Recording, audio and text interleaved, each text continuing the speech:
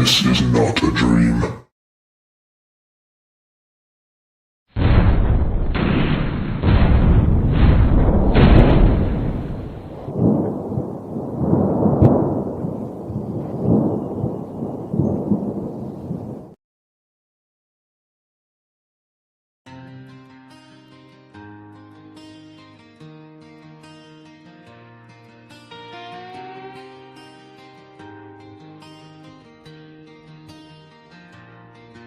Phil walks the tree line when the sun goes down. Boots in the gravel on the edge of town. Backpack rattles with a lantern and a map, looking for the things that never make the trap. Old folks whisper when they see him pass. Boy's been chasing shadows in the midnight grass. But Phil just smiles at the cold night air, 'cause something out there knows he's there. In the rustle of leaves, in the creak of the pine, in the fog where the footprints twist the line. He's the dog man, TP hunter, roaming through the night, chasing ghostly echoes in the pale moonlight. From forgotten forests to the deserts deep, where the old bones hide and the spirits creep. With a camera and courage and a trail to see, he'll follow any legend through eternity. Yeah, the world's full of whispers most folks never see, but they all know Phil.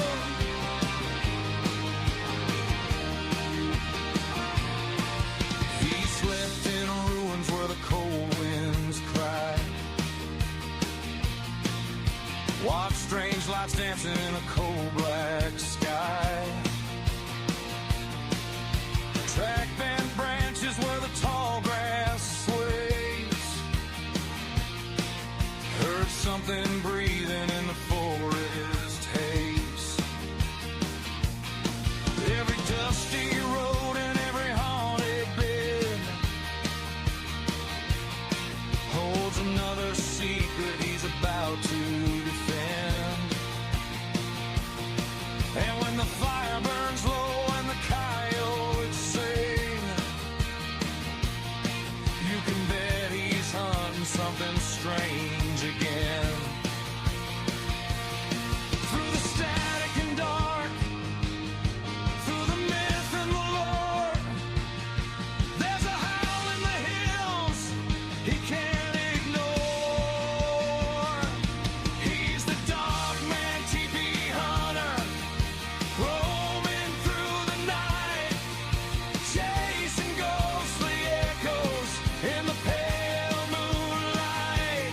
From forgotten forests to the deserts deep, where the old bones hide and the spirits creep. With a camera and courage and a trail to see, he'll follow any legend through eternity. Yeah, the world's full of whispers most folks never see, but they all know Phil. But they all know Phil.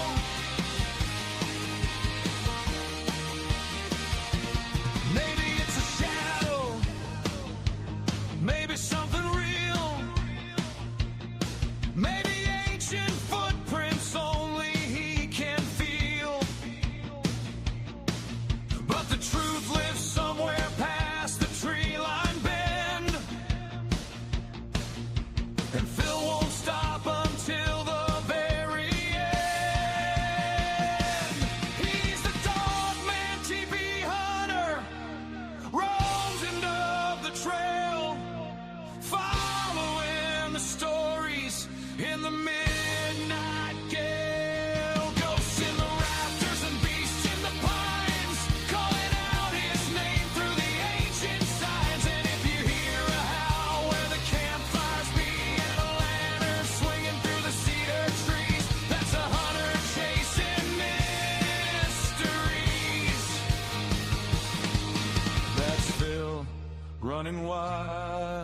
run free.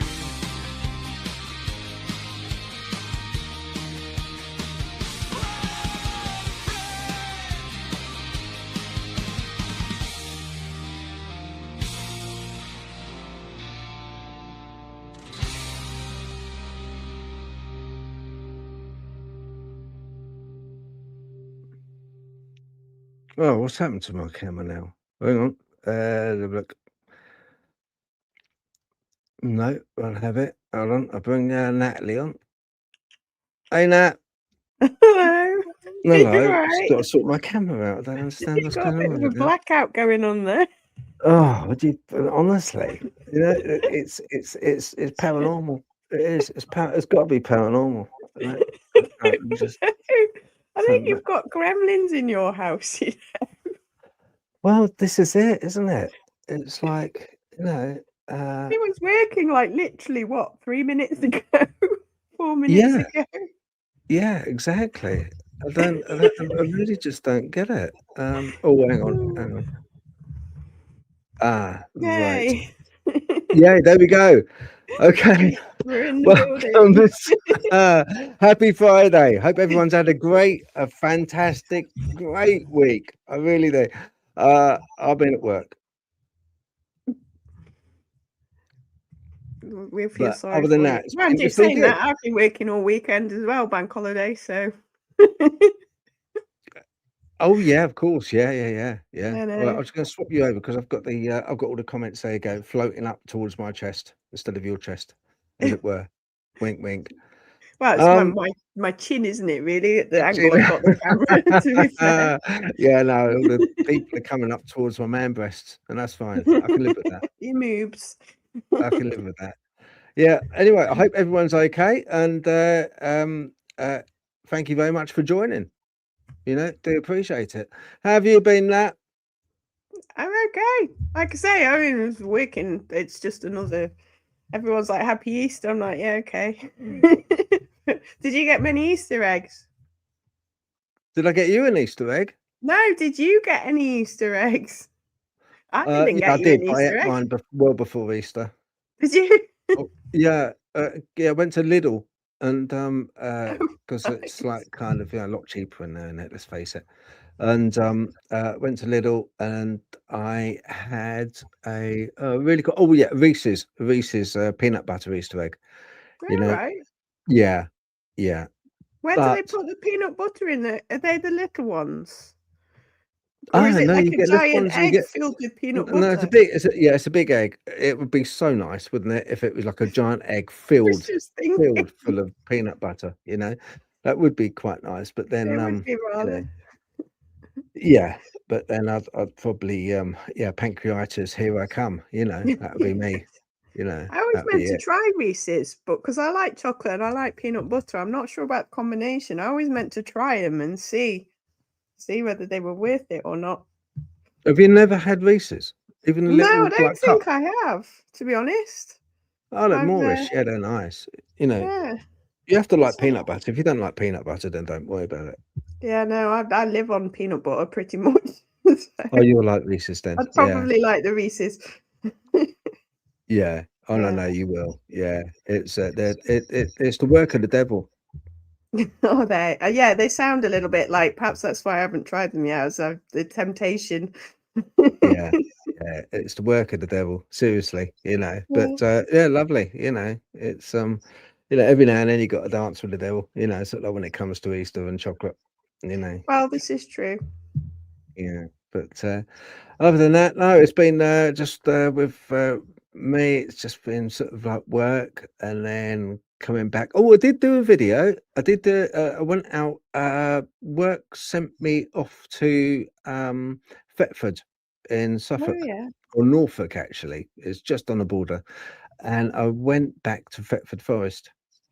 Oh, right, So I yeah. went. Oh, it was lovely, Nat. It was so sunny. It was that day we had that really nice hot day. It was like 24 degrees, which for the UK, like the time of year we're in, was like sweltering.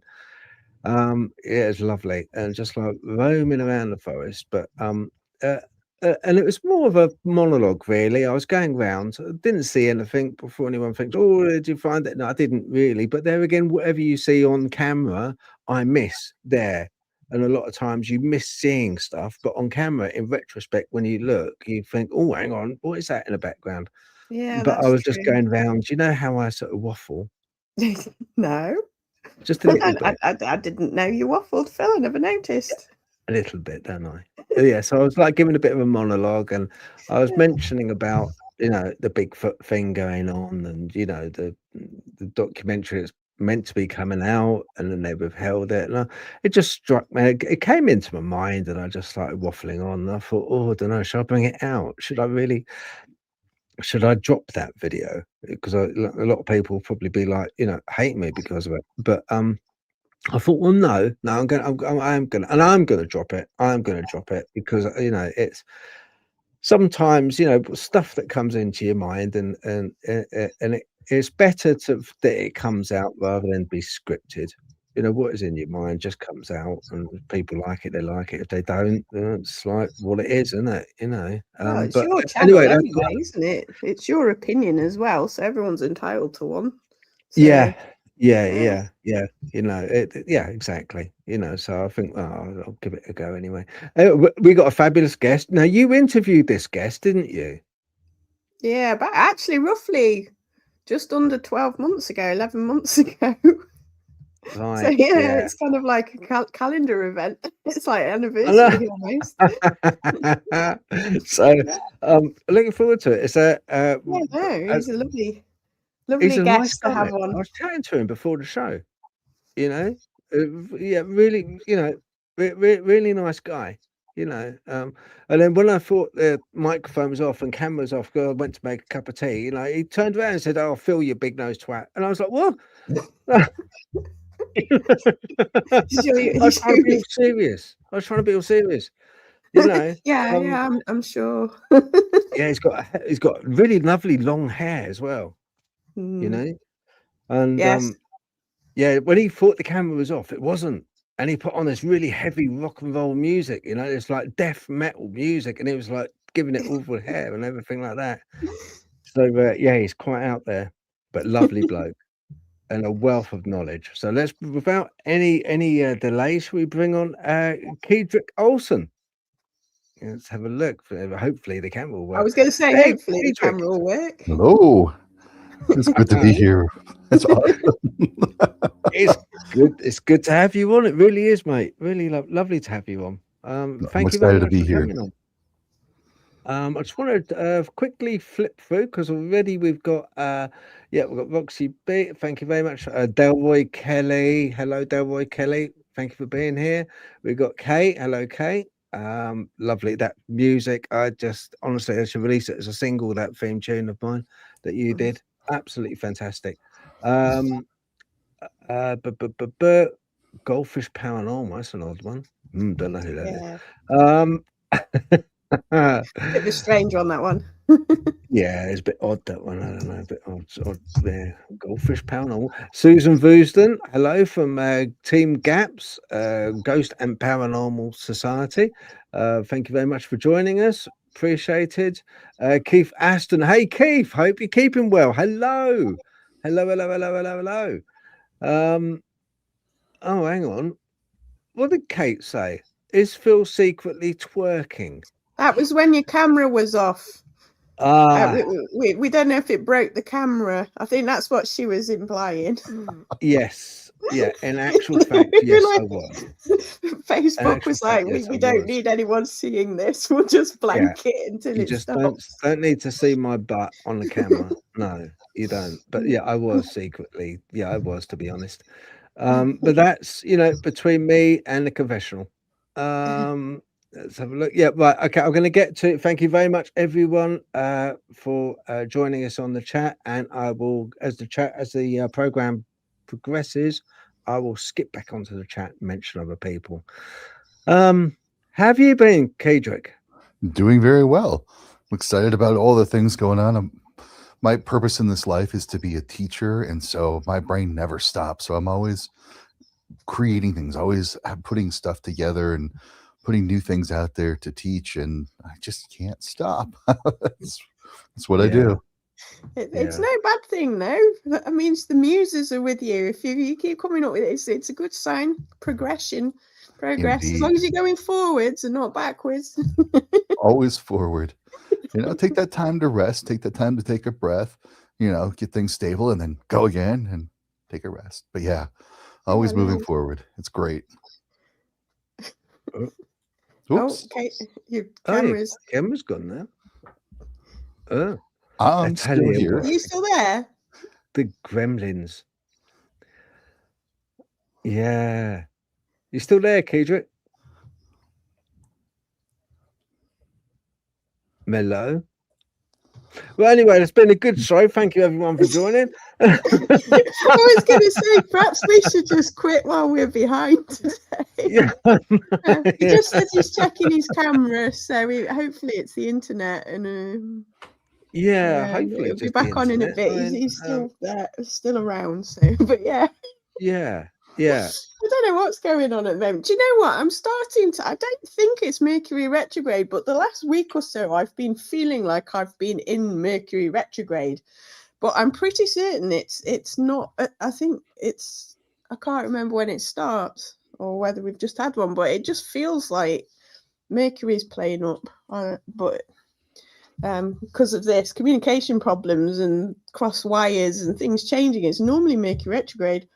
Unless it's in my star sign somewhere, I don't know. But I'm just going to look it up and see. Because normally, as my friend says, Mercury Gatorade, we normally blame it when things go wrong. Yeah, no, it was March the 20th. Normally I get hit by about a week after and then it settles down. But this last week or so, it's felt proper chaotic on the old communication waves. I don't know if anybody else has had that problem. But yeah, no, it's I don't know. Do you know? I do you know when you kind of like you leave the house and you go off somewhere and there's that feeling that you've forgotten something? frequently. Yeah. Well, how about that? I haven't forgotten anything, but I still have that feeling. I have that feeling, and it's been going on for quite some time now. Where I've just had this feeling of not missing out, or hey, you're back. I'm back. Just a little bit of a browser thing. A message popped up that the browser lost communication with the camera. Unplugged and plugged the camera back in. Didn't want to work, so I said, fine, I'll shut the browser down and restart it. And here we are. Yeah, see, great cameras think alike. I think both our cameras just just sort of thought, no, we're too good looking for this. Exactly. That's what it is. It just can't handle all the awesome. I don't know what that says about my camera. I feel a bit left out now. You'll switch it off just on purpose now, won't you? Yeah, I was going to say I might just blank it out just so that I can feel part of this. Yeah, we were just saying. Natalie was saying about what were you saying, Natalie? I was saying that the last week or two feels like we're in Mercury retrograde, but we're not in Mercury retrograde, so it's confused me. But this kind of thing normally happens mostly in Mercury retrograde. It's like, computer glitches, phones not working properly, communication, and you're trying to arrange dates and they get changed, everyone gets confused. And I said this I actually had to look it up because I was like, I'm starting to feel like I'm in Mercury retrograde, but we're not, because it finished on the 20th of March, and I normally get a bit of an echo for a week and then it settles down, but this last week has been all over the place. And so I've no idea. I can't blame Mercury this week, unless it is Mercury in a star sign. I don't know, but I'm not big on astrology. But I have noticed Mercury retrograde is always a pain in the neck. So and it's this week's just had that vibe. I don't know why, but have you had the same problems, or is your week been okay? Is it just a UK thing? No, that I'm thinking about that. I'm trying to put those together, and no, things have been going pretty smooth actually. So Yeah, I don't know. Might Maybe it's a UK thing. I was going to say we'll blame the country. It's like, yeah, it's UK. What we say? UK retrograde instead. Yeah, It's like I'm trying to think of a clever word to put the two together, but I can't. I was kind of like I was kind of like thinking, and the way that I used an analogy of forgetting your keys at home and leaving the house, and I've often had that feeling for a long time now. I would say for the past 2 years. Well, I've had this feeling inside where I'm almost missing something.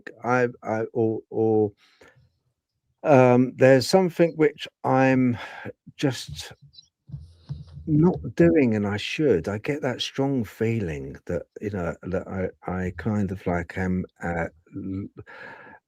I've lost or something, or like sometimes with missing time, or you kind of like think time's going quicker than it is when actually it's not.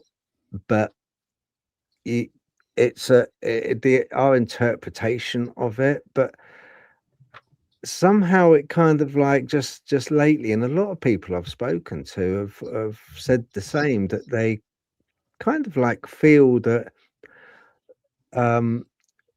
time is either like compressing, it's getting shorter relative to our lives. It's kind of like it's not expanding, it's kind of like getting smaller. It's shorter duration. We can't believe how quick the day goes. The week goes very, very quick. Do you remember exactly what you did 3 days ago when you woke up? How was your day 3 days ago? And a lot of people turn around and go, do you know, can't actually remember the detail 3 days ago of what I did. It's that type of thing. And it makes one question oneself, being that my father had dementia, I'm always well aware, and I go through my own mind games, memory games, just to constantly test myself, because I worry about that. That's something which I worry about, and that's something which is affecting a lot of people as they get older now. But yeah, there's always that feeling, when you mention about the retrograde, Natalie, I always have that feeling that there's something that I'm missing, that they've. Do you find that, Kaedrich? Do you find that you?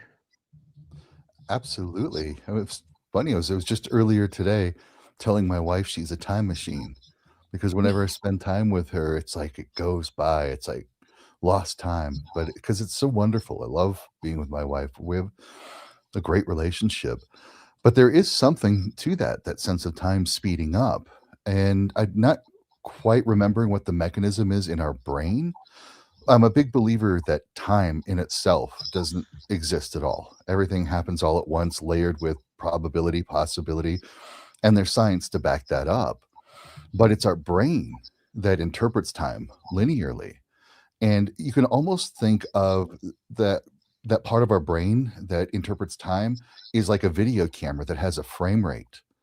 And when we're younger, the frame rate is higher, so things look like time moves slower.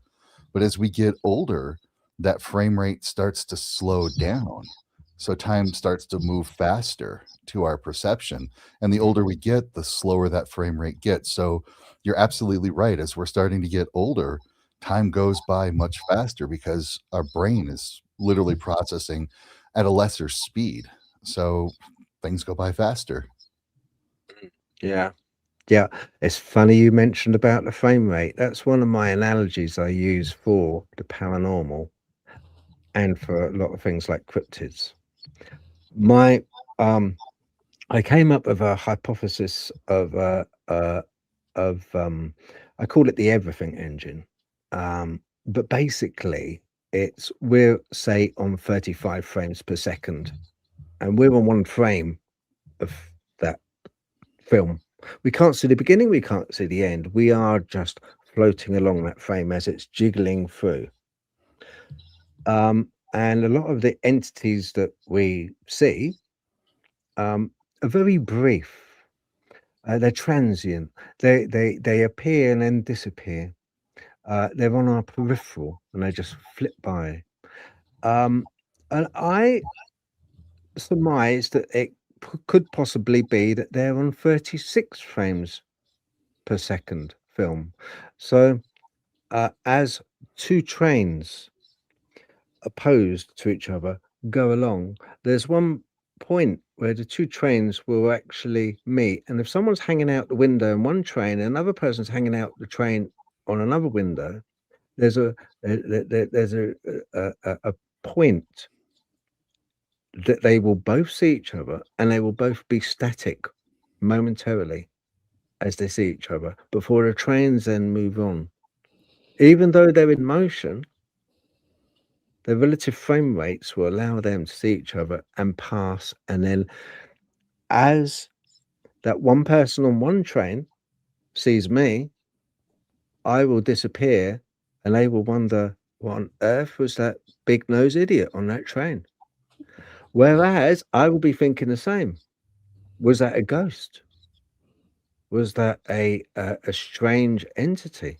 Both have disappeared and gone. They appeared, then went.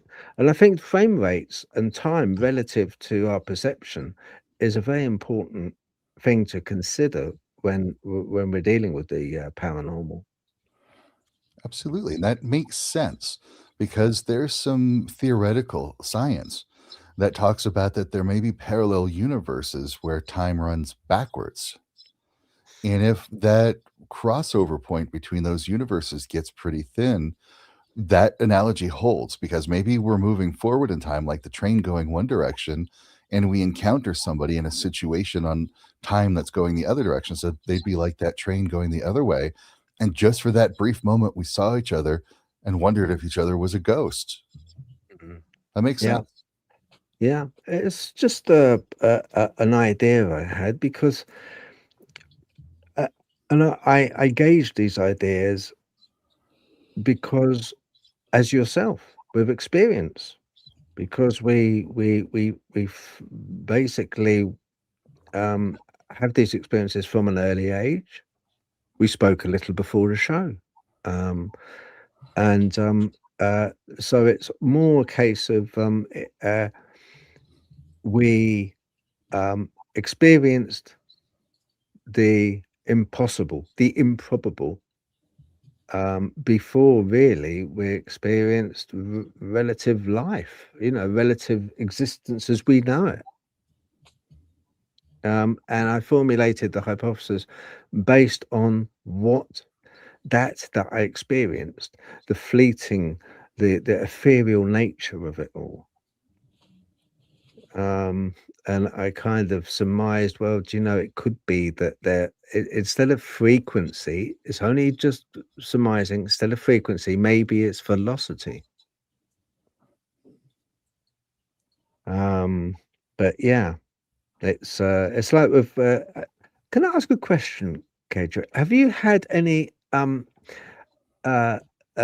UFO or alien interactions with? Absolutely. They kind of built on each other a little bit. Like I remember one time when I was a couple of years into driving, I was definitely very younger, driving on a country road, and there was a strange light in the sky. And I was overwhelmed by this higher level feeling. At the time I may have thought of it as love or something, but it was like this higher level energy coming in. I'm like, wow, this is great. And I'm like, I got an instant download about how the extraterrestrials that are here, none of them are harmful. Even though despite we hear all the stories and everything that they're not harmful, that there seems to be a universal filter that you can't leave your home world until you solved war and you solved that negativity. And they were here to help us solve that. That was contrasted a few years later when I was in college. I went to college for video and music business. And I decided I wanted to do a mockumentary for one of my projects about six-fingered aliens. my justification was the clock is base 12, the circle is base 12, and a lot of our counting system in the modern time is base 10. And I figured, well, we got 10 fingers, so we're going to use base 10. But what if these extraterrestrials had 6 fingers? They would have invented a base 12 counting system, which is where we'd get the 12 and the 360s. And so I kind of put together a little silly mockumentary, glued some paper plates together, went to spray paint them. Now, just prior to this, I would have reoccurring dreams of floating in an electric green light. And my wife at the time said there were times she would try to wake me up, and I'm like, wait, I can't, I got to finish these numbers. I got to work with these numbers. Well, that night that I spray painted silver the paper plate so it looked like a UFO because, it's kind of a mockumentary. And my fingers were covered in silver spray paint, and nothing I could do would wash that silver spray paint off whatsoever. And so I went to bed. I figured, okay, I'm just going to have silver fingers for a while. And the bed had black sheets, black pillowcases, and that night I had another dream floating in electric green light. Then I was in a room filled with this green light, a lot of little things in there. And I don't think it was a dream. And there was an older guy, white hair, long white beard, asking, do you remember the numbers we gave you? And so it was kind of like this interrogation about the numbers and working through numbers. I can't quite clearly remember that part.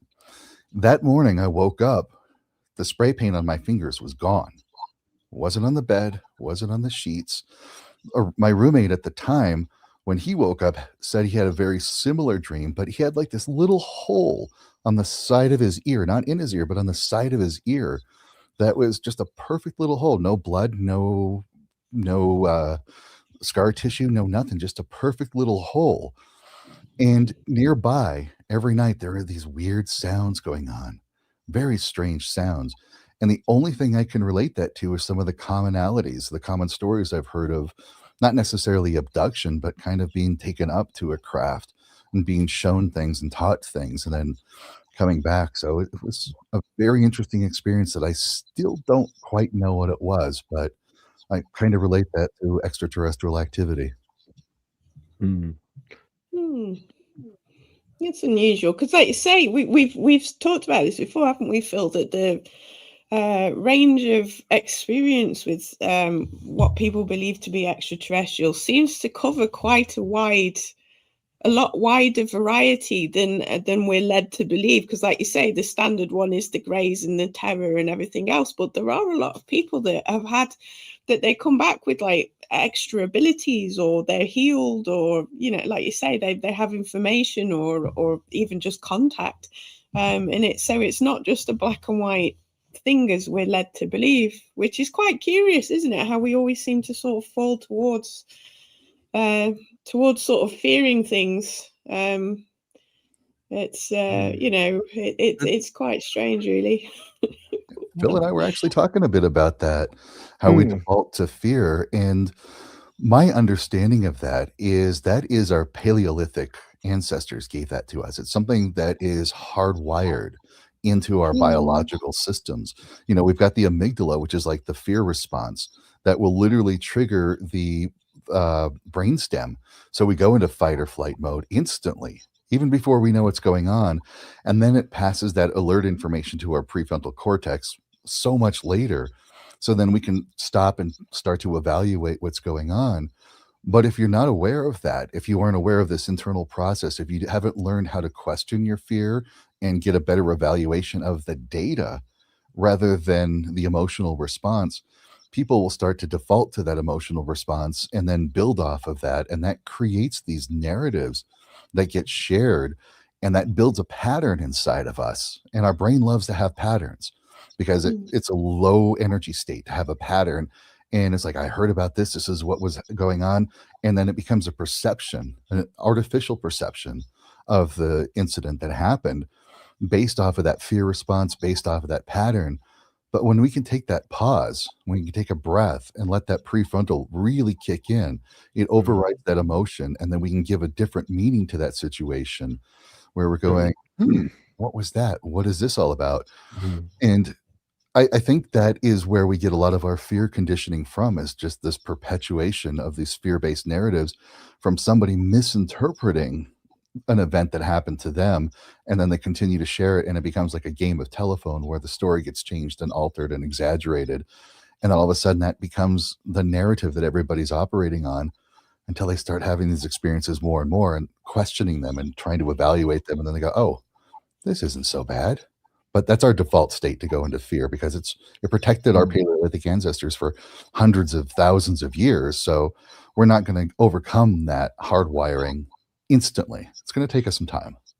The other thing as well is, like you were saying about it being a form of conditioning, is that our culture does like conditioning these responses into its, you know, I mean, whether, like you say, it's just sort of capitalizing on our sort of ancestral responses, and you know, it's sort of like, that's why people go to horror films, isn't it? Because they like to have that adrenaline kick and the you know, the jump scares and things. But there does seem to be a lot of this kind of cultural conditioning around anyway, which doesn't, like you say, so you're not just overriding your own reactions to something, but the reactions you've brought up hearing, believing, or the patterns of behavior that you sort of don't even know that you're doing a lot of the time, to be fair. I mean, a lot of it's subconscious, isn't it?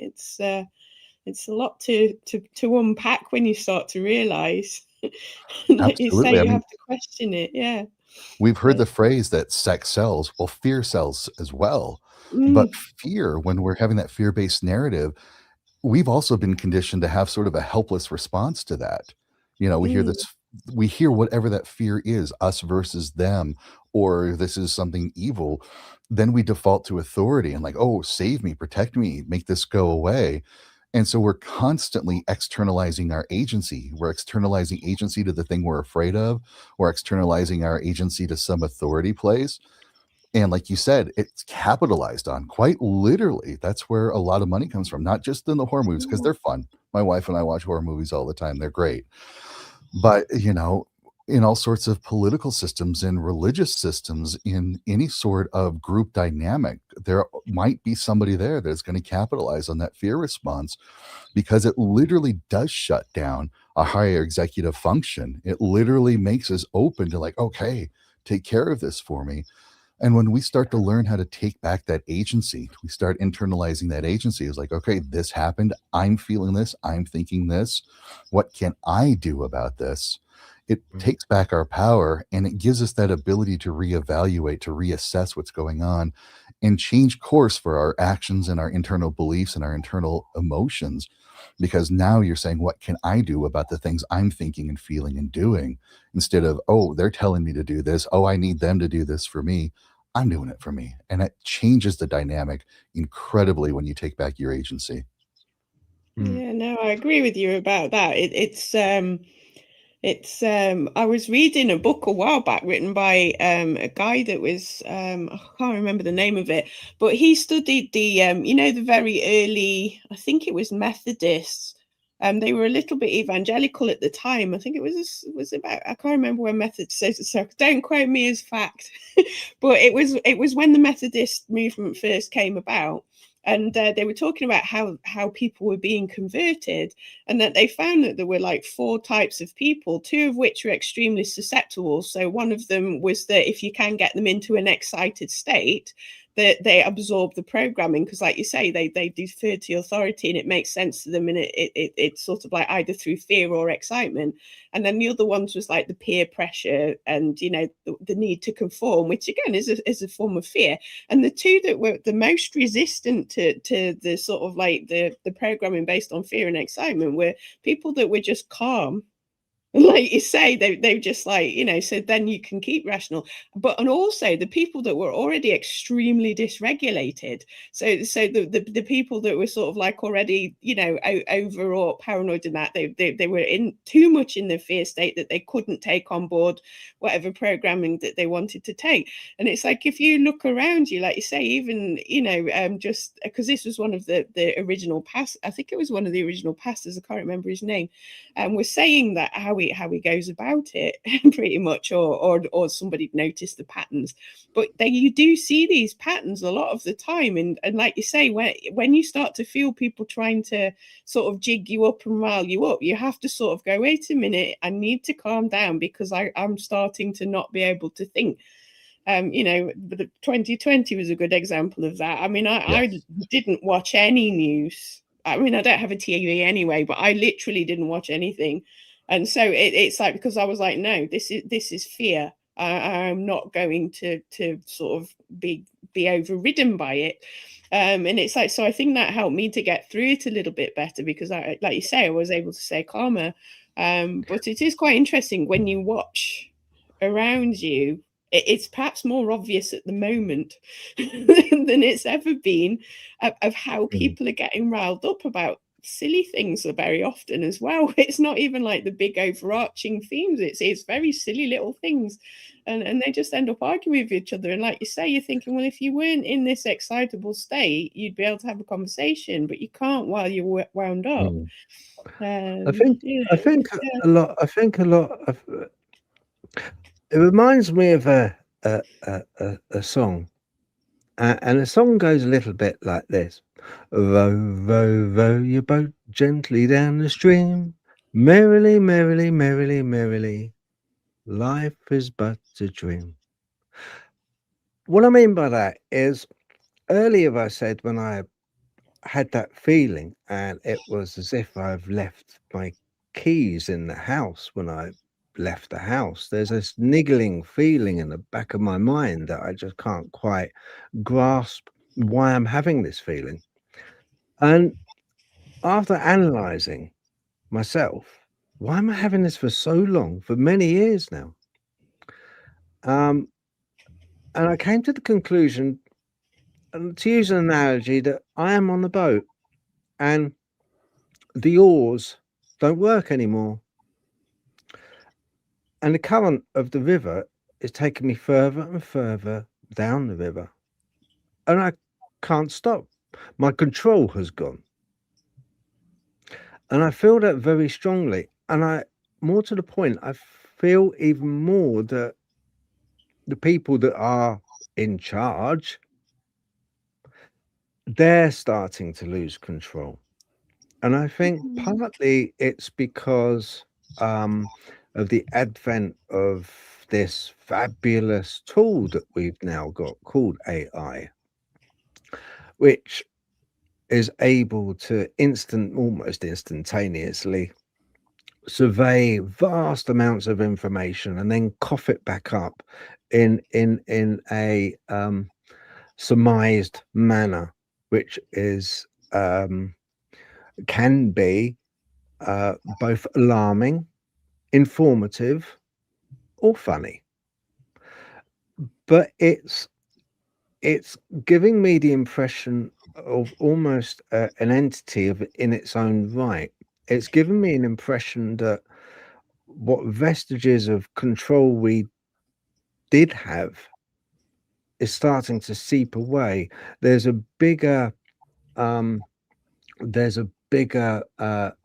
brother in the building that is kind of taking over, taking control. And I think it's that which my keys, that's the feeling I'm getting. I'm losing, there's a part which is missing.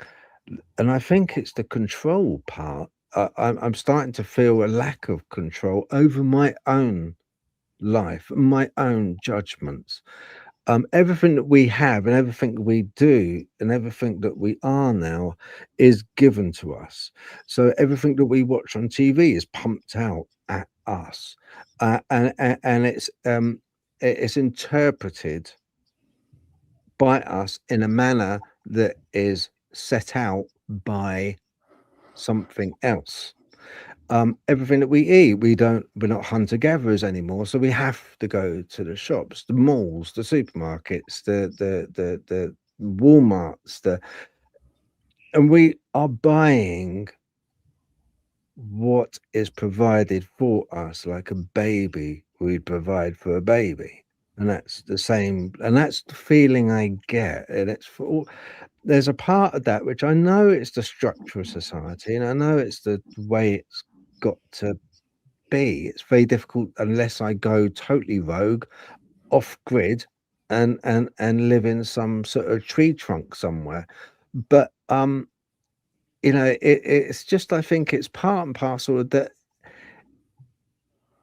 I don't like the fact that there's something which is looming. I keep getting the feeling something that's looming that is bigger than the actual government that's meant to look after us, and that's the feeling I get. I've got 3 pieces that may help give some clarity to that.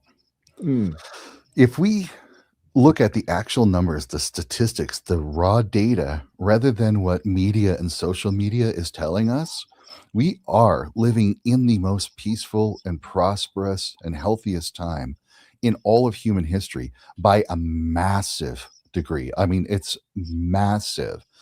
And those numbers are continuing to improve. And yes, there are little ups and downs.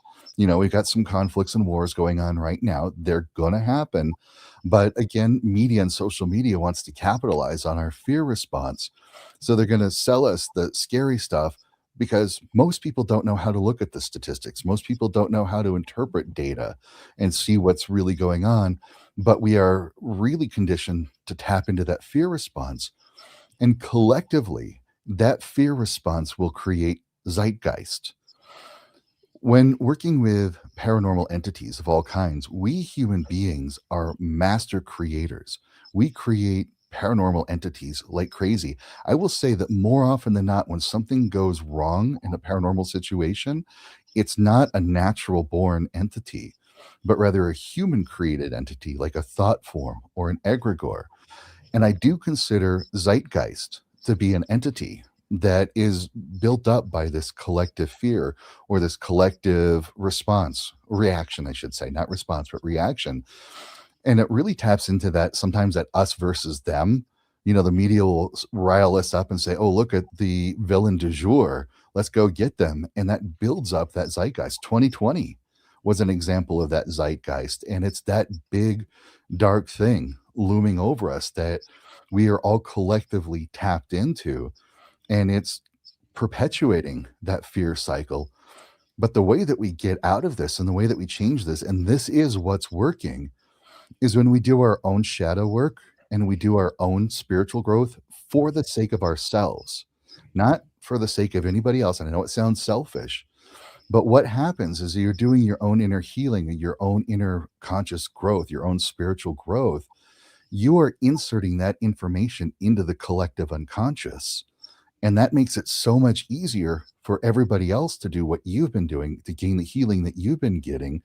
And because more and more people in the world are doing that more prominently, we're going to see those numbers continue to go down with little fluctuations, of course, but those numbers are going down. But what is combating that is that perpetual zeitgeist, the old school way of thinking, the old way of being. They are in their death throes. They are freaking out. The old system is collapsing.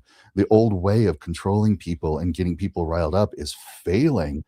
And those powers that be, both physical and spiritual, are in a sense having their own fear, panic response, going, how do we rile this zeitgeist back up? How do we get this fervor going back in the people? And some people are responding to it. But then we keep doing our spiritual work. We keep addressing those shadows. We keep moving into our prefrontal cortex and going, what's really going on? The same techniques that we talked about dealing with a paranormal entity in the room and overcoming that fear, we can apply at the social level and do those same techniques and do our collective shadow work so that everybody can do their collective spiritual growth. And we're going to continue seeing the world becoming a more prosperous, healthy, and peaceful place. It's working. This kind of work that we're doing here is working. That's interesting.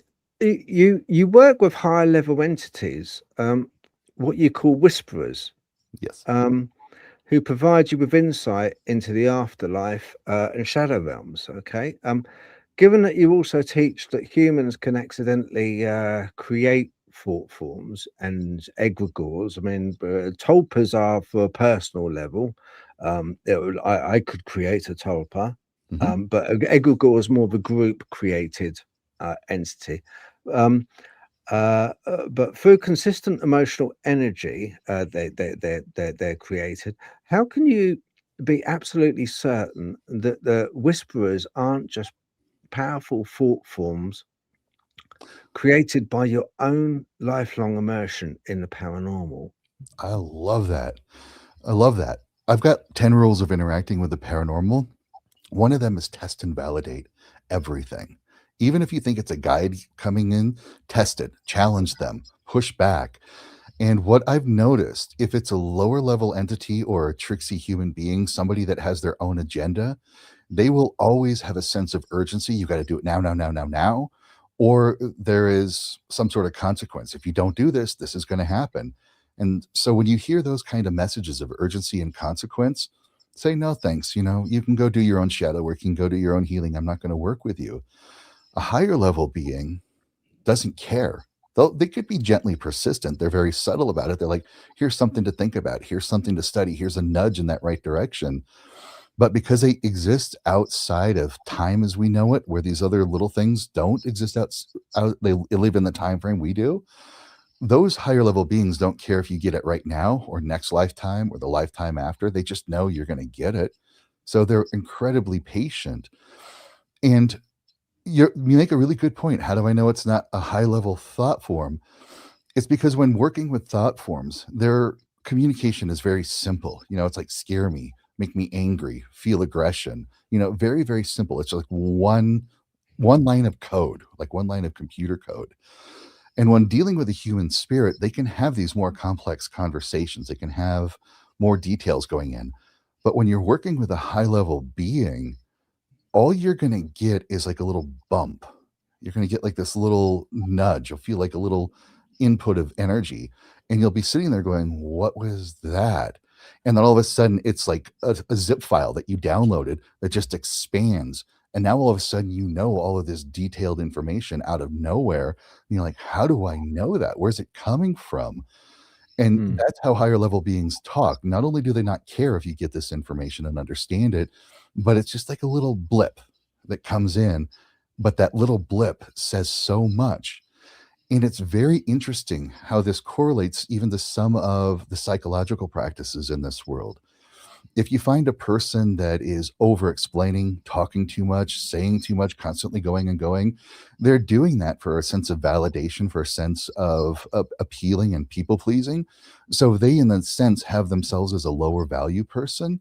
But a person who has more authority in that situation says less, but they mean so much more with so much less. And it's the same way with working with entities. A thought form or a tricksy human will just go, go, go, go, go, go, go, push, push, push, push, push. A higher level being will go blip. And then you'll never hear from them again for a long time. That's brilliant. What happened? So use those sort of like a litmus test to try to check on what kind of entity you're working with to understand more of what it is. How does it communicate? How does it make you feel? And what is the relevance of that information? And can you do something with it for your own benefit? Do you find as well that the higher beings have a little bit more humor as well sometimes? And they're just like, oh, you're so cute. Quite frequently. They may be going through a challenging time in their life. They may be going through some difficulties, tapping into their guides to look for some insight and some inspiration, some help on that. And they've also almost got like this flippant, humorous attitude. They're like, yeah, I know those times are tough and challenging. Isn't it fun? We're going to sit back and watch what you do with that. And meanwhile, the person's like, come on, I'm in the thick of this. What's going on? And they're like, yeah, it's like you're at the top of the roller coaster, ready to roll down. Isn't it scary? How fun is that? And they're like, no. But you're absolutely right. These higher level beings have a weird sense of humor. They have almost a casual, flippant attitude to things. But that is also part of what you can check in, is how serious is this thing? Or versus like, oh, you got this. What are you going to do about that? Because they're trusting you. They're imparting that trust in your own internal agency to take care of this situation. And they will never interfere with your free will. But they're there for that little nudge, that little guidance, that little bit of inspiration. But it's still incumbent upon you to do the work, to take that step forward. They're not going to do it for you. Sometimes they will intervene when needed. But for the most part, they're just going to be like, yeah, isn't this fun? That's great. I love how you're taking care of that. I was going to say they are quite infuriating for doing that. They're just sort of like, because they'll be like, this, I've already told you, I've sent you in a direction, or I've given you a piece of information. I'm not giving you any more now. I'm just going to sit here and watch. And then you can be like going, I hate you. Why aren't you helping me? And they're just like, oh, that's so cute.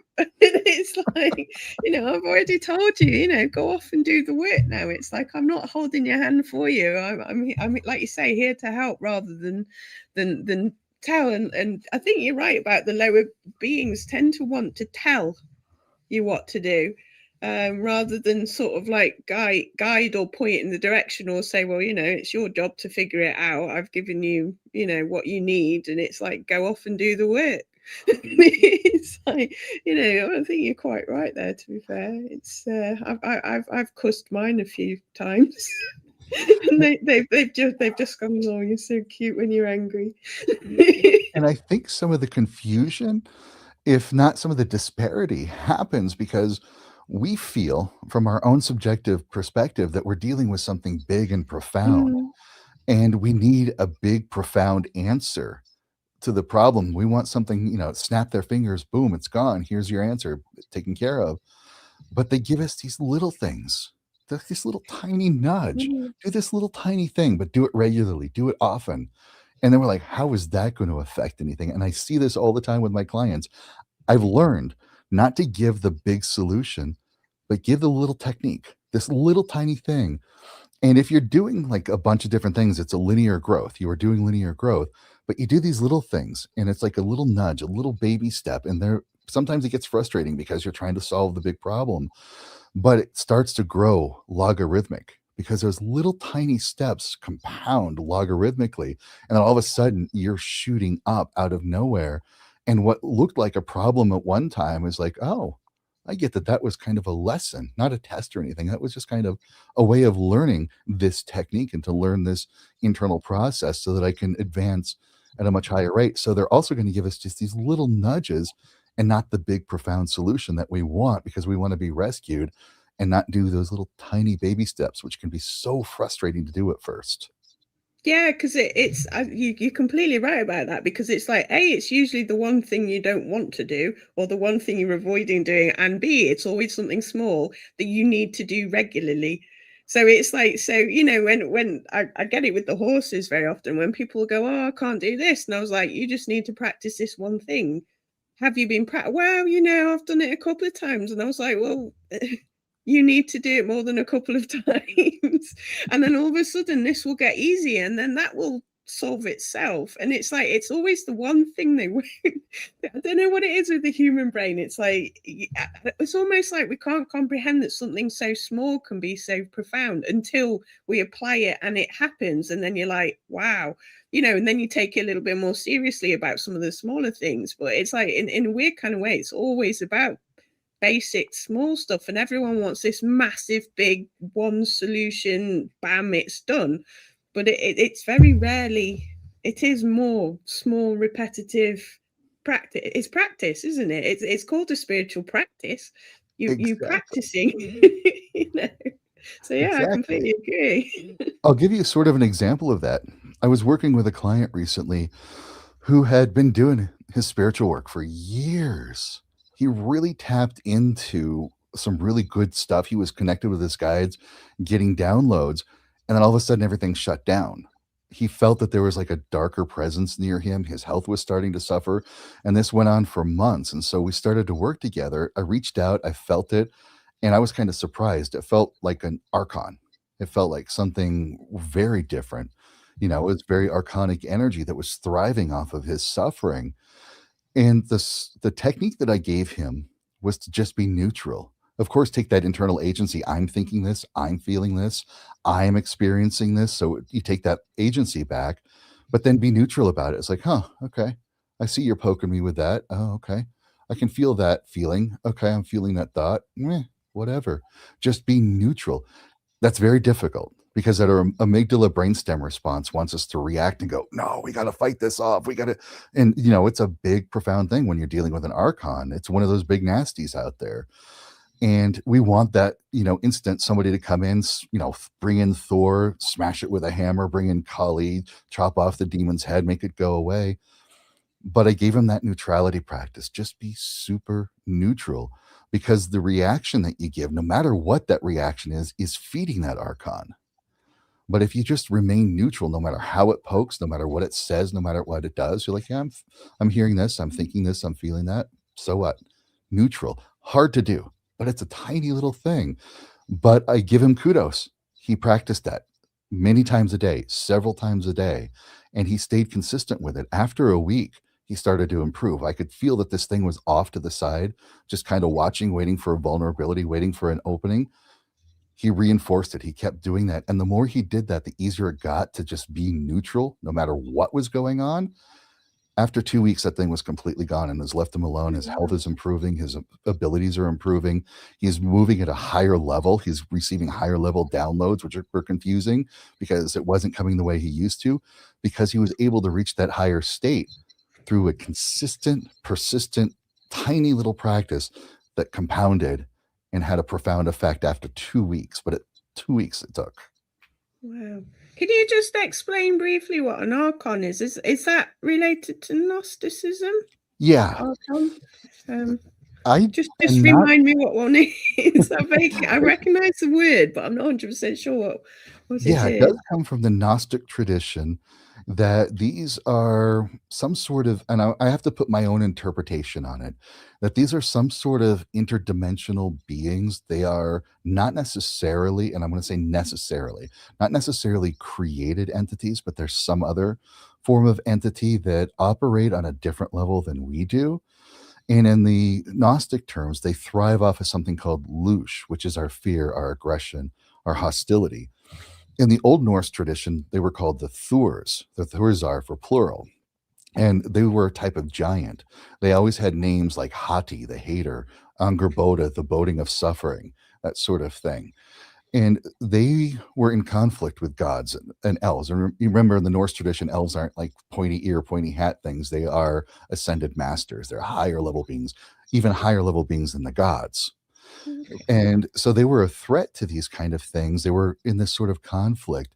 And these entities tend to influence vast swaths of people. So, like, for example, if we were to look at Rwanda, where they're fighting each other over a name, Tutsi or Hutu, what's that all about? So they will get vast swaths of population. They thrive off of that zeitgeist kind of motivation. They get people to do dumb things, but sometimes they will attach to individuals and try to influence that individual, especially if they're in a position of power or if they are somebody that could be potentially influential. They'll attach to that person and try to motivate them. This is also where we get the notion of reptilian shape changer beings, because there are a few traditions that talk about them as these people that are in positions of power that have like this reptilian appearance, or they look reptilian. And that is a projection of us, a projection of our collective unconscious, in a sense, because reptilians are different. They're cold-blooded, they move differently, and they inspire fear in a lot of people. So we project that reptilian face onto these archons, but they're not really reptilian. That's how we're perceiving them.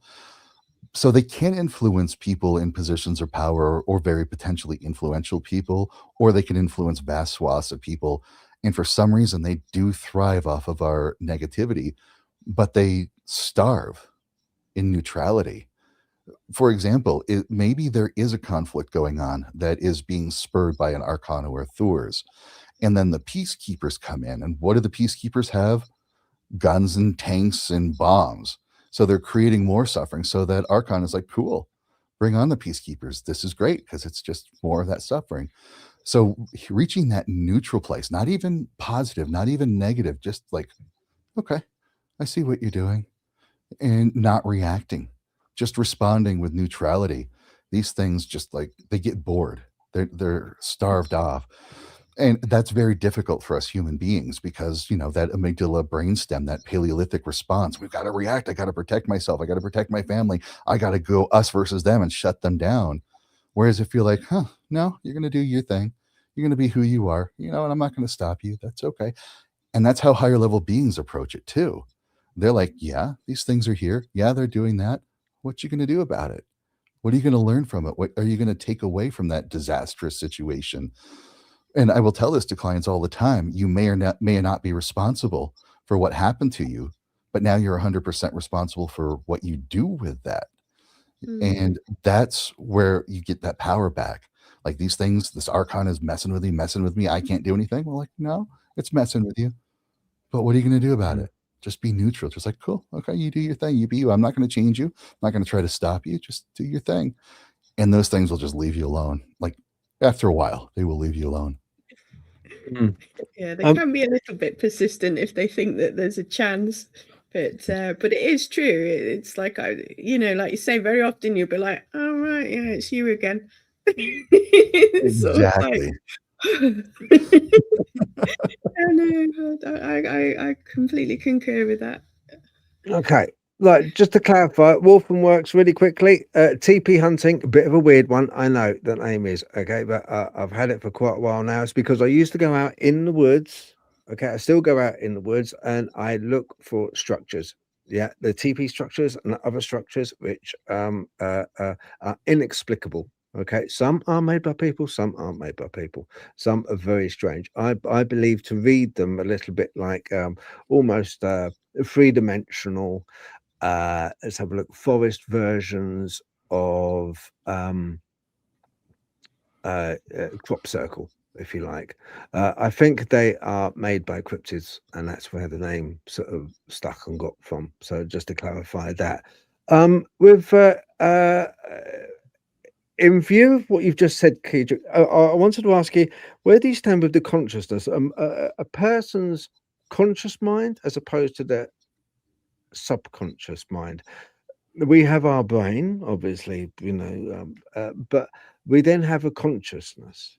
Now, is that part of our brain, do you think, or do you think it's external? Oh, it's a very good question. I think it's complex. The way I've come to understand this, I like to go back to field theory, from science. When we look at like the work of Feynman, he said there is an electromagnetic field that permeates the universe. It's just everywhere. And when it's in its zero state, there's nothing to perceive. It's just everywhere. It's invisible. You can't measure it. You can't observe it. But when there is a perturbation in that field, an excitation in that field, then we can perceive light. We can perceive magnetism. We can perceive this. And it's just a field that runs everywhere. And that wave moves through that field at the speed of light. It's everywhere all the time. The same thing about consciousness, and this is what quantum theorists are coming to. They're coming to the idea that there is a consciousness field. And I think even Robert Lanza, the biocentrism, talked about the consciousness field is everywhere. And consciousness is just energy in that field, an energetic excitation, just like a light wave. And it can exist as a very simple sine wave moving through the field, or it can be very complex, like if you ever looked at the waveform for music, just how complex that can be. And what I've found is the more complex that consciousness waveform is, the more it becomes self-coherent. It's like when you observe something, it collapses the probability into actuality. And so this complicated consciousness waveform can observe itself. And by observing itself, it keeps itself in actuality. So therefore, it's self-coherent. And it exists outside of time. There is no time to it. Time is everywhere. And this is not even a spiritual being yet, because that consciousness field can then get condensed into spiritual energy. And then that's what we would experience as a spirit, not necessarily a created entity, but a spirit. It is a self-coherent, conscious, sapient, and sentient being. When it comes into a body, we are both physical and spiritual. We're not a spiritual being having a physical experience. We're both. Both are mutually created with each other. The brain becomes a linear interpretation. It's a linear interpreter of that consciousness waveform. So that waveform exists without time. It's eternal. Time is a spectrum that it can just pop in and out at different points. But the brain needs things in linear terms. So our brain is an interpreter of that consciousness rather than the generator of it. But the subconscious is the body, where the memories are stored, where our trauma is stored, where a lot of our internal patterns are stored that we're not aware of. It's the body creating that. And that body gives the feedback to the brain. The brain gives that feedback to that consciousness field. And then it creates this sort of living dynamic where the body and the consciousness is interpreted through what the brain is aware of or not even aware of. And so it's a complex thing. I like the term that we are mind-body complex. I think that comes to us from the law of one, that is experiencing and interpreting reality through a linear process of our brain. In a way that we experience this is near-death experience. One of the commonalities in near-death experiences, people say they saw their life flash before their eyes, or they had a whole life review that they could see everything of their entire life. Because what's going on is that conscious being of the soul is moving away from the linear interpreter of the brain, experiencing their entire lifetime as a continuum that is constantly there, the entirety of it. And then when that soul comes back into the body, the brain has to make linear sense out of what that experience was. And so the brain interprets that, oh, I just saw my whole life flash before my eyes. I just had a life review, when it was really just the soul experiencing the entire continuum of physical existence. So in a nutshell, that is my understanding of what consciousness is. Yeah, because you teach. I've heard that you said that at the moment of death, a person's soul creates its own solipsistic reality based on what they expect, Yes. what they feel they deserve, and what they hope is there. Yes. But doesn't this mean that objective truth disappears in the afterlife? I like that. And there are debates right now that there is no such thing as objective truth. You know, some of the new quantum studies come out that even if we're using a ruler, that the use of that ruler and the interpretation of the data of that ruler is completely subjective.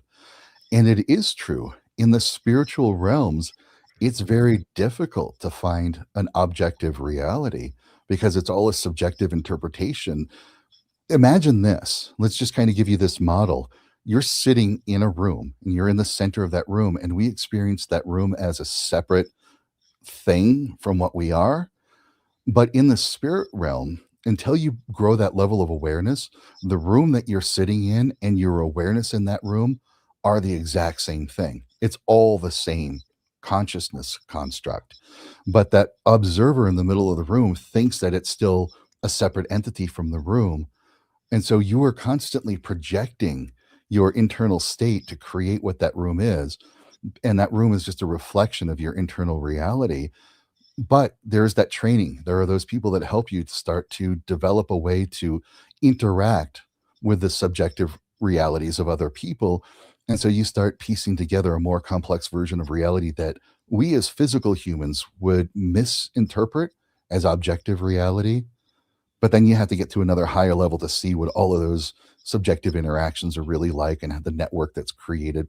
So it gets pretty complex. So it's a good question. I do think we lose a sense of objective reality when we move into the spiritual realms. Brilliant. You honestly, very clever man. Very clever man. Right. Brilliant. Because that's not an easy one to answer. That's not an easy one to answer. But do you think that with the entities that you've come across, you know, on the paranormal field, do you think there's any correlation between them and with the hot topic at the moment with aliens? Do you think there's they're one of the same, or they're related? It's another complex thing. I do think a lot of these extraterrestrial civilizations that people are talking about, they have advanced in their spiritual growth and their consciousness growth. So they can experience more of a direct interaction with what we call the paranormal. To them, the spiritual and the physical, they're all the same thing. They're just different expressions of consciousness. To them, it's one and the same. And so when we are interacting with these beings, either telepathically, energetically, or even physically, it's going to give us a bump in our energy. It's going to give us a little bump in our consciousness so that we're more aware of the paranormal. We're more aware. Plus, it's that pattern interrupt where we live in a box of our comfort zone, and now comes in something that interrupts the pattern of our comfort zone. And it forces our brain to develop that neuroplasticity where we have to think differently. We have to think outside of our comfort zone. What could this be? And that openness to experience that loss of expectation of reality opens us up to receiving even more. And it is sort of a challenging topic to me because one of the things I tell people all the time, even though I grew up with this paranormal stuff, I've lived with it every day of my life, I'm still a skeptic. If somebody tells me there's something in the house flicking on the lights, I'm like, did you get an electrician? If they say there's something influencing the way they think and feel, I'm like, great, what did the doctor say about that? Let's look at the mundane cause for that. And so when people are telling me about star seeds, they're telling me about extraterrestrial spiritual beings, my brain is like, I'll just wait till it happens. But when I work with clients, I invite the whispers to be here to help me get a better perspective and understanding what's going on. And I invite their guides to come in too. So quite often with a client, I'm having 3 conversations at the same time, talking to their guides, listening to my whispers, talking to the client. And I started noticing a couple years back that there were these blue people, blue beings showing up in the guide pool for my clients. And I'm like, what are you? What are these blue people? And it took me some of that time overcoming my own doubt, my own hesitation to realize, oh, these are extraterrestrial souls. They're serving as a guide for these people. And the Whisperers took it to a level that I was very uncomfortable with. They gave me a download of like, here's a course that you need to put together to specifically address shadow issues for people that are aligned with the starseed idea, the whole idea that they are an extraterrestrial soul in a physical body. And I'm like, no. I'm not doing that. It's so off brand. It's so off topic. It's not there. And they're like, okay, whatever. The whole casual, flippant guide attitude. And they said, you'll see. And in 2 weeks straight, every single student, every single client I had brought up the subject of star seeds out of nowhere, non-prompted by me. And so I had to roll my eyes and I'm like, all right, guys, I get the message. And I just kind of put together the course, and it's available on my website, Transcending the Star Seed Wound. And I'm like, I get it. But to this day, I'm still kind of dragging my feet about it. I'm like, okay, it's out there, but God. And part of my dragging is I've seen the Starseed community and I've seen the people in there. Some people are definitely tuned in. Some people have really a good connection with that. But there's a lot of others that are using the Starseed concept as a form of escapism. The world is on fire. My life is in distress. Get me out of here. Take me home. Solve these problems. Make this work. And they're using it kind of an escapist thing. And I'm like, it just doesn't work that way. So I kind of drag my feet on that because I don't want to feed into that escapism.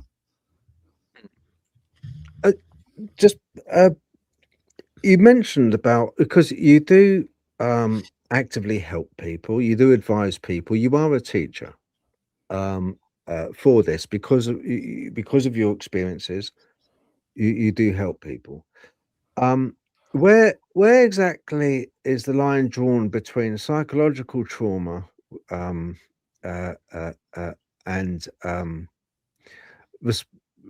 response? So psychological trauma response and a genuine paranormal entity attachment. And how can a layperson tell the difference without externalizing their own mental health struggles? Very valid question, and it's one that we have to always be aware of. In the US, I'm not sure how much it is in the UK, we have the DSM, the Diagnostic Systems Manual that psychologists and psychiatrists use to diagnose mental health disorders. And there tend to be 2 axes on there that are definitely mental health related things. One of them is schizoaffective disorder and schizophrenia, where they are receiving what seems to be external communication. They are the butt of some sort of external influence, making them think, feel, and behave in certain ways. But there are also off-axis diagnoses. And one of those off-axis diagnoses was put on there by Stanislav Grof. It was originally called spiritual emergency, but it's been updated to call spiritual emergence.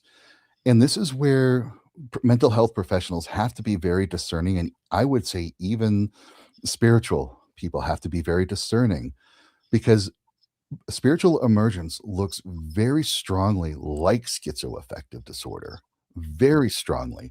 Some of the key differences is in schizoaffective disorder, they're confident about it. They're like, I know what's going on. I know because I am this reincarnation of somebody special. I have this big thing.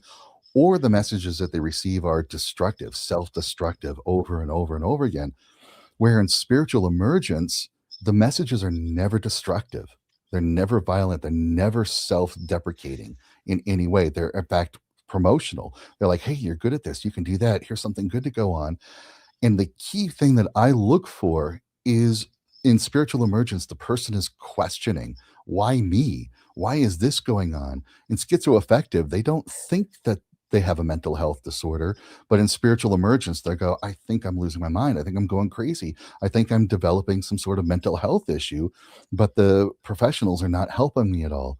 So I look for some of those key distinctions. Is there paranoia? Like I've had a couple of clients over the years that have told me that they knew, well, one potential client that I turned down, that they told me they knew there was somebody living in their attic, sneaking in and out of their attic and messing with them.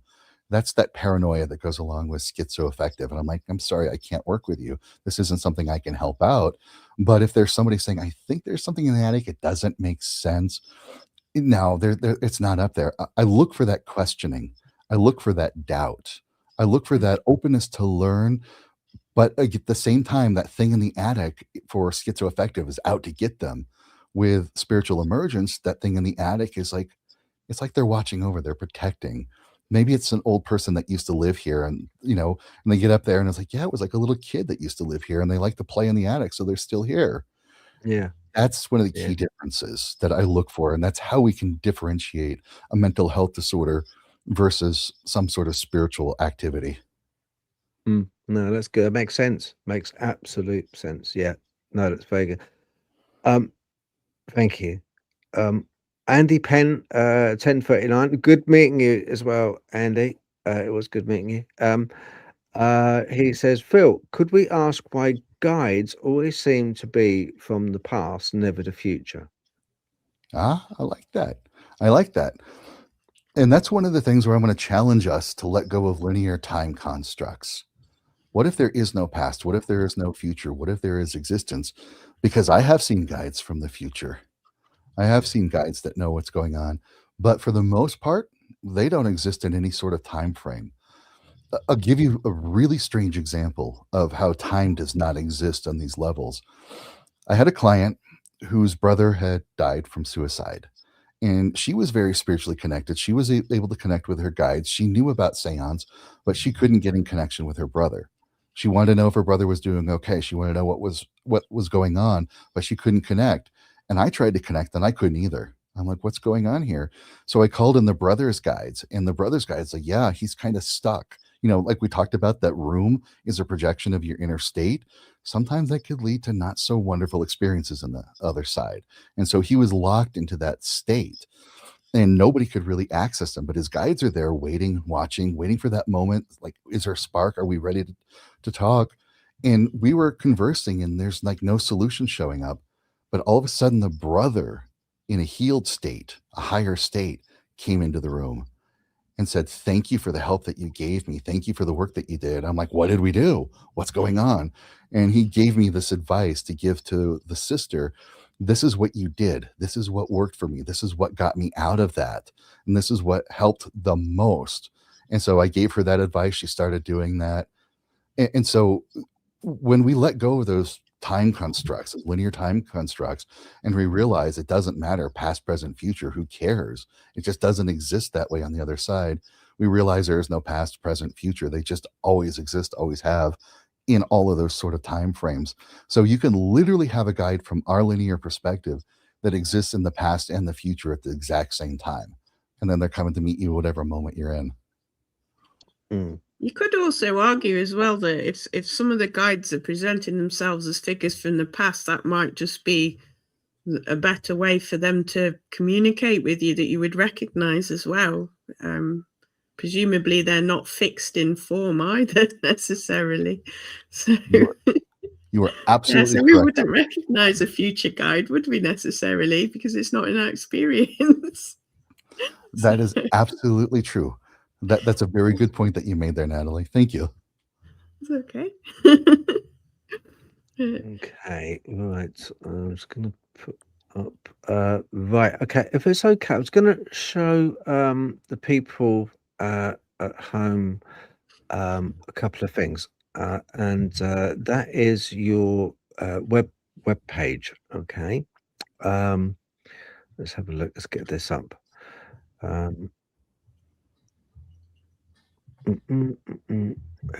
are we now? Aha, here we go. Okay, this is Kaedrich's web page. This is home. Yeah, that's home. So I first port of call, if you want to, he's got a book for you to download, an ebook. I haven't downloaded that yet, but I will be. But yeah, this is first port of call if you want to get more information on Kaedrich. I would urge you to check out his website. It's kaedrich.com. Nice and simple. That's Kaedrich. He's got loads of stuff on it. Paranormal arts, art school. Which is kind of cool. Afterlife Codex. Unlock the structure of the afterlife. Master spirit travel. Communicate with spirits. Ooh, that pop up. Wow. Okay, that's cool.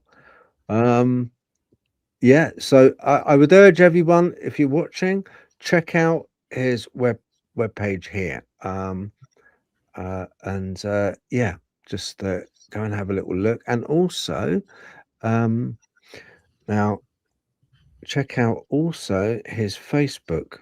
Got it right here as well. Yep, there we go. Okay, this is Kaedrich Olsen's shadow worker Facebook. 84,000 followers now. Nice. And you're only following 25. I hope one of those 25 is me, Kaedrich. I will make sure of that. So yeah, please look, check out his Facebook, give it a follow, okay? Because look, you can see the amount of work this guy puts in. Okay, this guy puts in an awful lot of work. From this conversation, you can see what a deep thinker he is. He's nobody's fool, and you can learn a lot from him. So please give it a follow, check him out. Okay, be doing yourself a favor with that. So he's got. I was listening to him today at work, and you can learn an awful lot from this guy. He's brilliant. Yeah, so that's his two main things that I found. His website is a main go-to. Is that right? Yeah, definitely. Thank you for that, Phil. I really appreciate that. Yeah, the website's great to go to, and if you're ready to understand these spiritual experiences, which is so important rather than the fear response that we've been conditioned with. That's why you want to start with that coexisting with the paranormal, because you're going to get the 10 rules of paranormal interaction. You're going to get ways to protect yourself and ways to communicate with spirit. And then after that, I do highly recommend moving into that paranormal mastery bundle where you're going to get paranormal protection. You're going to get paranormal awareness development, where you can develop your clairsenses, your clairvoyance, your clairaudience, and then put them in a practical way, use them in a practical way, as well as you get the Afterlife Codex. So you can have like the near-death experiences without having to die. How good is that? Yeah. Go on. You mentioned it now. Go on, give us a little taster. How do I actually experience death without dying? One of the techniques I give you in there is to create your own place in the afterlife, where you literally, like, I will tell this to people like working with an altar. This is actually how this formed. Is a lot of the people I work with in the Norse community and some of the metaphysical communities have an altar that they work on where they receive energy, they connect to liminal space. And then I had the question that came from a whisper said, what are you going to do when you no longer have a physical altar? How are you going to bring in energy when you can't take a breath? How are you going to express that energy when you can no longer breathe out? What are you going to do for your spiritual practice and your spiritual growth without an altar? So I asked them, and we worked together, and they showed me how to create that altar in the astral, in the spiritual realms. You go item by item, you create them there. And then, like, what about if you create your own space? And so they showed me how to do that. And so what you end up doing is creating your own like astral temple, your own safe place in the spirit world that you can connect with, that you can be a part of. And so when the time comes when you're no longer in your body, you've already got a familiar place to hang out. You've already got a place where you can interact with other spirits that you're safe, that you're familiar with. And so the more you're developing that, the more you are building your spiritual awareness in the physical sense. So you're living both spiritually and physical by doing that. But it starts with some of this practical working at the meditation level, at the spiritual level, learning how to get out of your body and go over to the other side. And like you mentioned, those 3 questions: what do you expect is over there? What do you feel you deserve? What do you hope is over there? And if you start to answer those questions, you start to build that subjective reality, which gives you that foundation that you can start altering it and changing it and making it what you want it to be.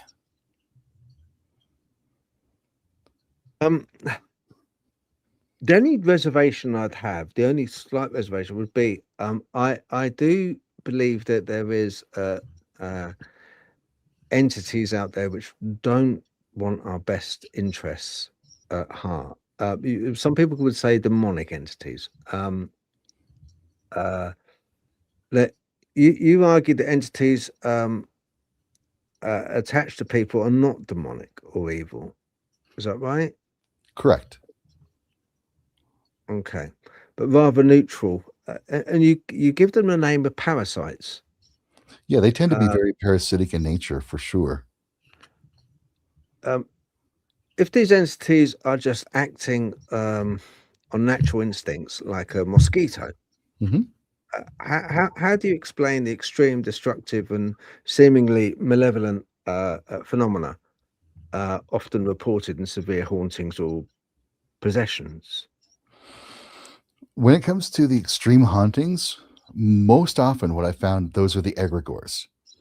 Those are collectively created beings. And the interesting thing about egregores is they thrive off of our belief in them.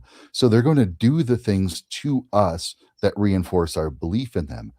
And of course, that belief comes in many different ways. They could be gods, they can be angels, they could be higher level beings that do operate on a sentient and sapient level, which is why you can reach out to angels and gods and then they will intervene on your behalf, because when you see the results, you're like, you're real, you're there. And the same way for the negative egregores, those fear-based things, those aggression, those hostile kind of things. Penhurst Asylum, for example, there's a lot of revenants, there's a lot of fractured souls there because a lot of awful things happened there. And those souls are not intact. You know, part of the soul did cross over, but those traumatized fragments are still there. And people can pick up on that energy, and people will tell the stories of Penhurst and how awful it was and how bad it was and what was going on there. And those stories compound into an egregore. So now there's a big nasty living there that fuels that fear, that fuels that scare and all of that nastiness in there. And it feeds off of that belief. And so that thing is there. So that is how we get some of these extreme hauntings.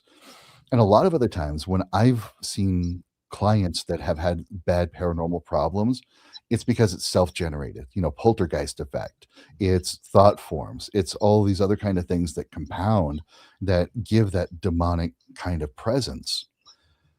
Now, when it comes to like possession, when it comes to spirit attachment, that sort of thing, most often than not, it's a lost soul looking for something familiar, something comfortable, something. And it could be as anything as like, oh, great, here's somebody that can take care of me. Like I knew a paranormal investigator that had a child spirit attached to him because that investigator was also a paramedic and he had a very compassionate, healing, caring heart. And here is this hurt little boy. And of course, his intrinsic nature is like, let me take care of you. But it was messing with his results because this little boy would show up at all of the investigations and mess with the equipment. So he would get false readings from that. And sometimes it is somebody looking for their fix, somebody looking for the next dose or whatever. And so they will influence the living person to do those things. But when it comes to possession, like The Exorcist, for example, and Mitch Horowitz actually said this really, really wonderfully. There's a show called Cursed Films, and he talked about The Exorcist and the symptoms of possession, you know, the flopping around, cussing, puking, all of those kind of things that we see in the Exorcist movie. Those were not common systems of demonic possession until after The Exorcist. And then all of a sudden these people are showing these behaviors, these traits over and over, and they are responding to exorcism because it's in their religious belief. I've been attacked by a demon, I'm doing all of these things, and then the religion comes in and says, oh, here's an exorcism, let's clear it out. Boom, we're done. But when people are doing the flopping around, cussing and puking, especially if it's a child, more often than not, it's really not a negative being. It's really not a spirit attachment. It's really not possession. What it is they're non-epileptic seizures caused by chronic trauma. Something bad is going on in that house. And when you bring in a deliverance minister, said, okay, we're going to cast the demon out, it's in a sense blaming the victim. Like, you're the one that brought this demon on you. You're the one that did this. And so now we have to bring in this other person, and it creates more trauma. Sometimes it clears it up temporarily, but it's because there's something going on in that home creating the non-epileptic seizures, the conversion disorder that is showing up as flopping, cussing, and puking.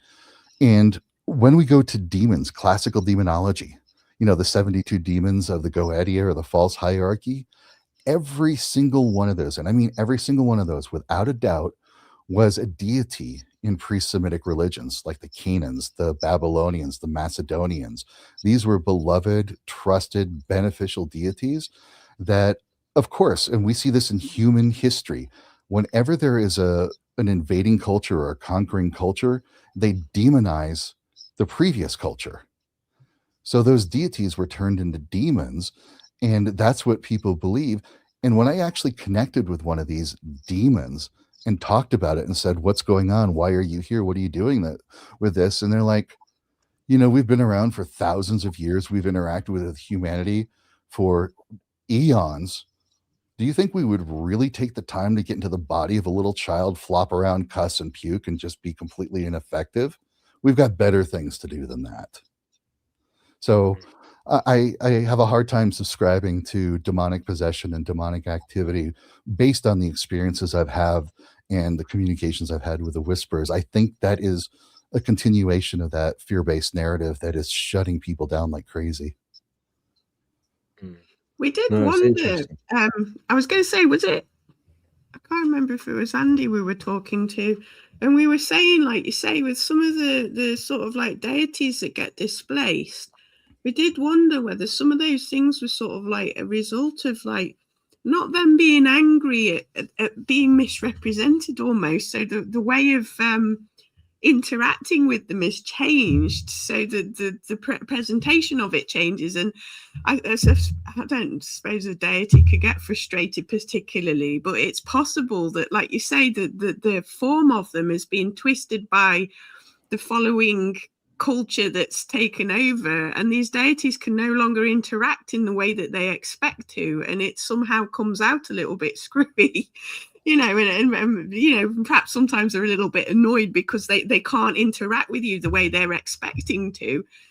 So like you say, the perception of things and the way we've done it is like perhaps changed the channel of communication that they have from, like you say, a more rounded sort of beneficial or sort of multifaceted energy to one narrowly twisted channel where the energies is getting warped as it's coming through as well. It's which was I thought it was quite an interesting thought, if you think of these things, like you say, as being sort of larger and outside of time and space as well, that it must be difficult for them to interact anyway in some ways, but you know, the cultural, you know, egregore, I suppose you could almost say, is forcing them into a shape that they wouldn't want to take as well. It's and that might also be painful for them, which might also explain some of the reactions because it's basically their suffering, you know, as well.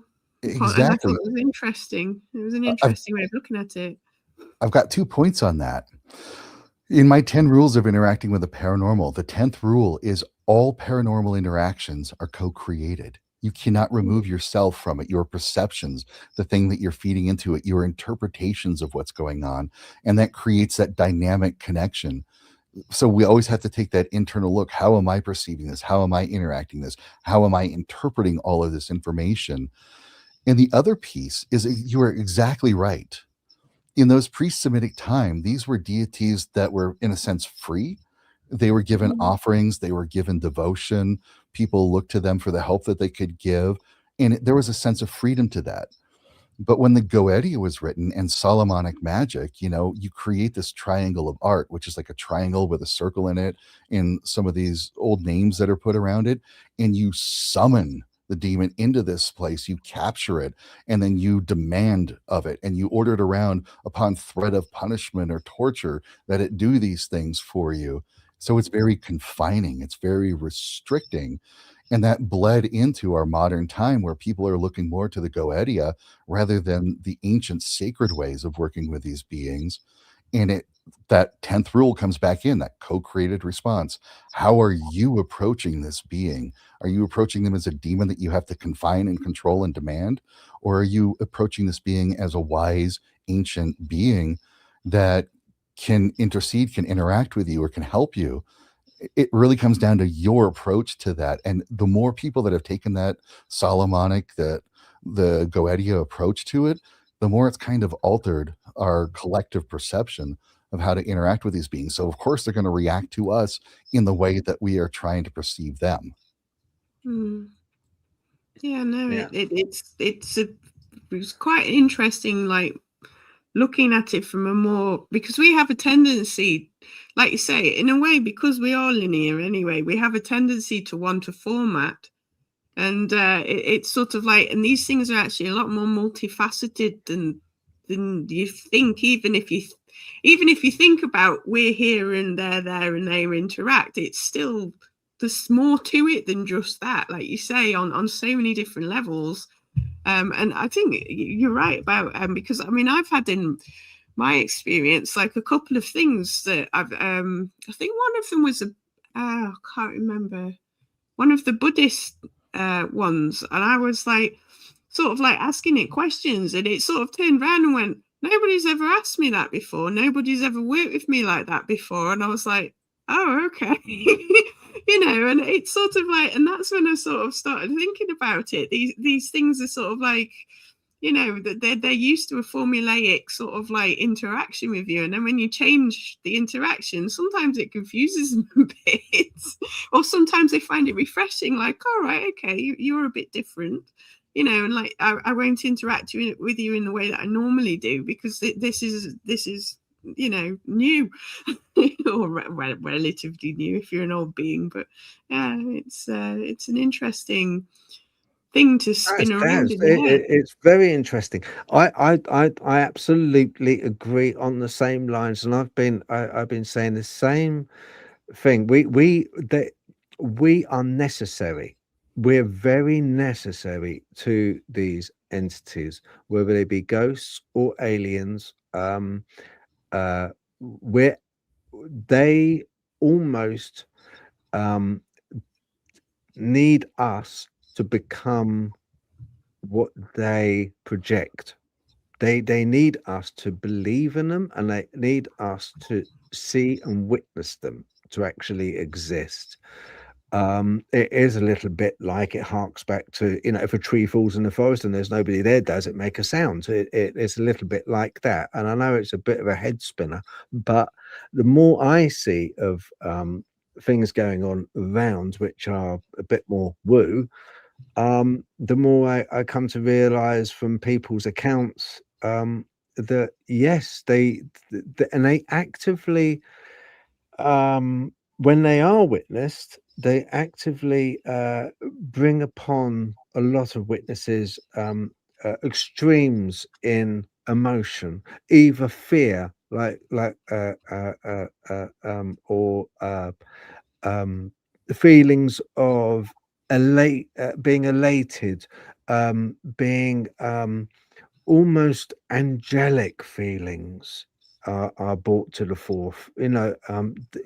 So you get extremes of emotion when you witness these, depending on the circumstance and what is being witnessed. And I think in the grand scheme of things, as you were saying, Kaedrich, it's your own emotion which is feeding them. It's your own interpretation which they are mirroring and throwing back in a way.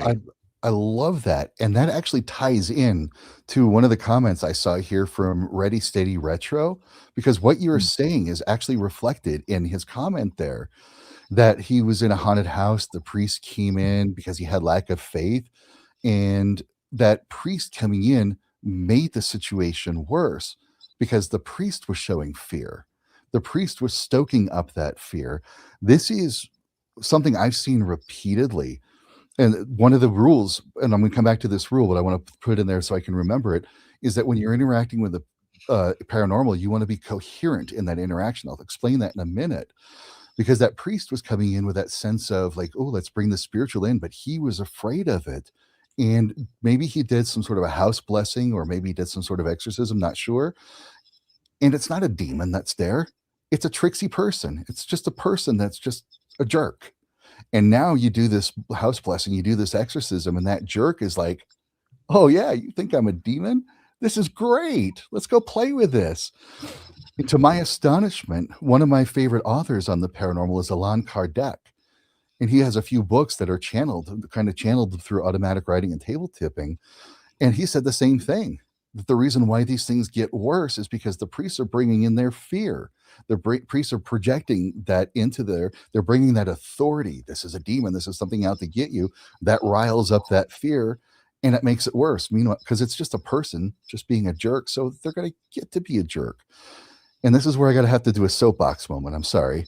This is the problem with Ed and Lorraine Warren. Yes, I will credit them to help bring more of the paranormal to the forefront, but Ed Warren was a demonologist with the Catholic Church. And so everything they encountered, whether it was a lost little kid or if it was just somebody playing around, became a demon. And there are numerous people that said, yes, there was something weird going on in the house. Yes, we were scared because we didn't understand it, but it wasn't a big deal until the Warrens forced themselves into it. And then it became a problem because they're projecting that fear. They're projecting that onto the situation, the people, and it makes it worse, rather than just kind of be like, ooh, what is this? What kind of help can I give to you? And that's where I talk about that coherence. If you want to call in grandma and you want to talk to grandma, but you're afraid, part of you is going to go, hi, grandma, what are you doing? I want to see you. But the other part's like, oh my God, oh my God, oh my God, oh my God, oh my God. You're not in coherence. If there's a tricksy person causing problems in your house and you're like, get out of here, but inside you're like, God, I hope this works. I hope this works. What do I have to do? You're out of coherence.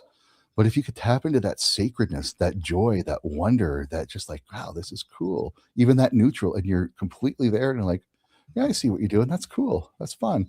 Hey, you want to throw that thing again? That'll be cool if you do it. And you dispel that fear and you're operating out of coherence. And that's what was missing with those priest interactions. That's what's missing, is they try to bring in the sacred, but they're bringing in the fear, and they're perpetuating the fear, which is why it gets worse, because we're not interacting with these beings the way those beings are. We're putting ourselves into that place, and then they're responding, just like what you were saying there, Phil. It's a dynamic. We have an interaction. It's not an oppression. It's not an attack. It's an interaction and an interpretation of that interaction. Mm. Have you ever in your life come across anything which has scared you, literally, and you thought, well, this is not something that I can manipulate, or this is not something that I can easily get rid of. This is something which is more than a tulpa, an egregore, a projection of thought. Only twice, but that was because of my interpretation. The first time was when I was a teenager, hanging out with my friends in a field at night. There's like an old oxbow lake that we would hang out in the railroad tracks that would go by. And all of a sudden, I felt like the psychic attack come on. It was like heavy, fear based. I was like, oh crap, we got to get out of here. And all of a sudden, everybody felt it too. And we just ran like heck out of that field. And as soon as we crossed the street back to where our homes were, I could see like these large, powerful beings standing there like guardians, and they kept back what was going on. And at the time, I thought we were under attack by something demonic, something evil, because I didn't know then. I was still a teenager, still developing my awareness, still learning to connect to this. It turns out it was just some of the lost souls on that land, some of the people that used to live in that area that didn't like us messing with that area. So they were attacking us to get us out of there. Again, it wasn't a big nasty, but at that time I thought it was. And those guardians kind of not only cleared them out, but helped me better understand what was going on. The second time happened when I was really sick. I had a bad case of the flu. I was in bed for days, and I swear I was starting to hallucinate. But there was some little nasty hanging on the side of the wall. It kind of looked like a big insect, and I could feel it tapping into my vitality, my energy, pulling that thing off of me, connected with the whispers, connected with this thing. And I realized it was like an artificial construct. It wasn't a living, naturally formed thing, but it was feeding off of my vitality. And because it was an artificially constructed entity, I just kind of ripped it apart and destroyed it. And it never messed with me again. But I have seen with a number of clients where there is some awful things going on in the house. You know, poltergeist activity, for example. Things are throwing around, furniture's moving, scratches, biting, the bad smells, the growls, all of that kind of stuff that we associate with demonic activity. And then I scout out the place. I feel it out. I get a feel for that. And I'm like, there's nothing here. You know, I'm like trying to figure out what's going on. And there's a great book called The Spiritual Anatomy of Emotion, written by two scientists that started off to try to debunk the paranormal. And they had some really good examples of debunking the paranormal in their book, but then they came across some things that are like, no, this is absolutely real. And what they found about poltergeist is what I've discovered about poltergeist and poltergeist activity. It's not a being in the house. It's not a spirit. It's not a demon in the house. What's going on is you've got a person in the house, usually an adolescent girl that, and it's not always, I've seen this with adults too, they have a huge bundle of emotion inside. They're very sensitive, but for whatever reason, they can't express that emotion in a way that's safe. You know, if it's men, because we're up to be strong and stoic and suppress our emotion. If it's a teenager, it's mom and dad, just go to your room. I'm sick of hearing about this. I don't want that. Just go away. Meanwhile, that kid is bursting with emotion and they can't get it out. And the thing that I've seen over and over again, year after year, client after client, if there's this emotion that can't get out, it will find a way. Sometimes it shows up as illness in the body, and sometimes it gets expressed with telekinesis. Things are moving, things are scratching, things are biting. And in the case of like poltergeist activity, if it's like an adolescent girl, the attack tends to usually be on dad. Why? Because dad's usually the enforcer. Dad's usually the one, go to your room, you're grounded, I don't want to hear this. And so this is the only way that that person can express their emotion. And when you work with them and you get them the help they need, and, you know, like a mental health professional, not me, but when they actually can get to a place where they can express their emotions safely, let their emotions out, they can feel their emotions. And for men, that means letting yourself feel vulnerable, getting that time to feel your emotions. Yeah. Poltergeist activity, boom, gone. There's no big nasty in the house. All of that stuff stops because that person that was generating can finally express their emotion in a healthy way. Yeah. I see. I cited the case of the Enfield poltergeist, which I do believe. I think it was Ed Lorraine Warren also went to, but because it was young girls, two sisters, one in particular, which was a lot of the activity was Janet, which was a lot of the activity was in and around her, in this environment. It was focused on her. She was like prepubescent or early teenager, I cited the, as you say, exactly, with all the pent-up emotions, all the hormones, all the anger, all the frustration, everything else going on, and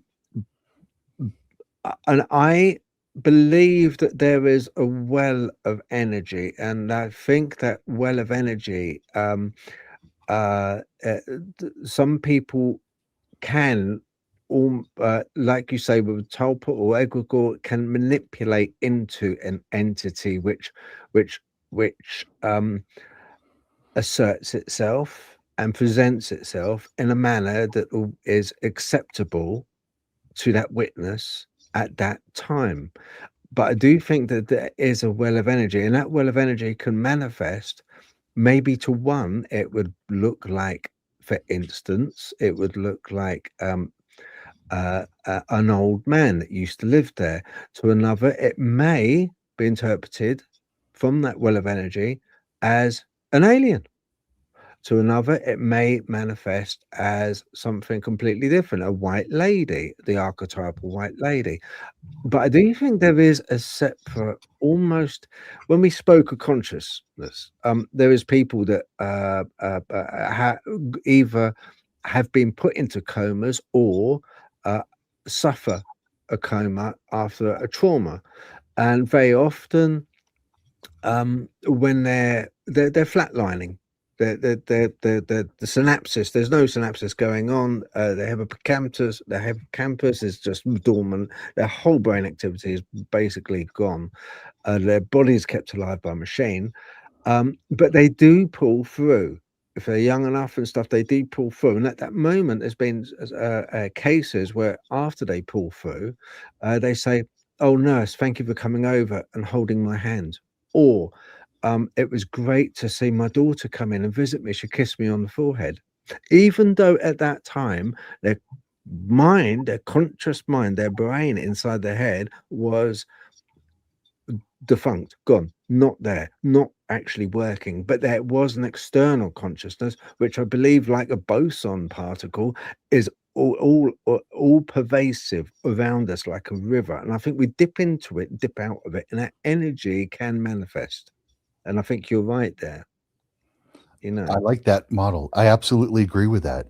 Yes, it is everywhere all the time, and like you said, it's just it permeates everything, and then it can be in different forms based on our interpretation. Like I said, it's always co-creative.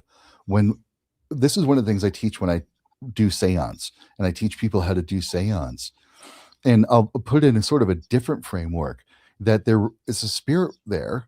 They're receiving that intuitive information, and one person is in their clairvoyance seeing like a blue ball that's sort of fuzzy and it kind of wobbles a little bit, but the other person is like, no, that's not what this is at all. I'm hearing sort of like this deep resonating sound, but it too is fuzzy, but it's warbling.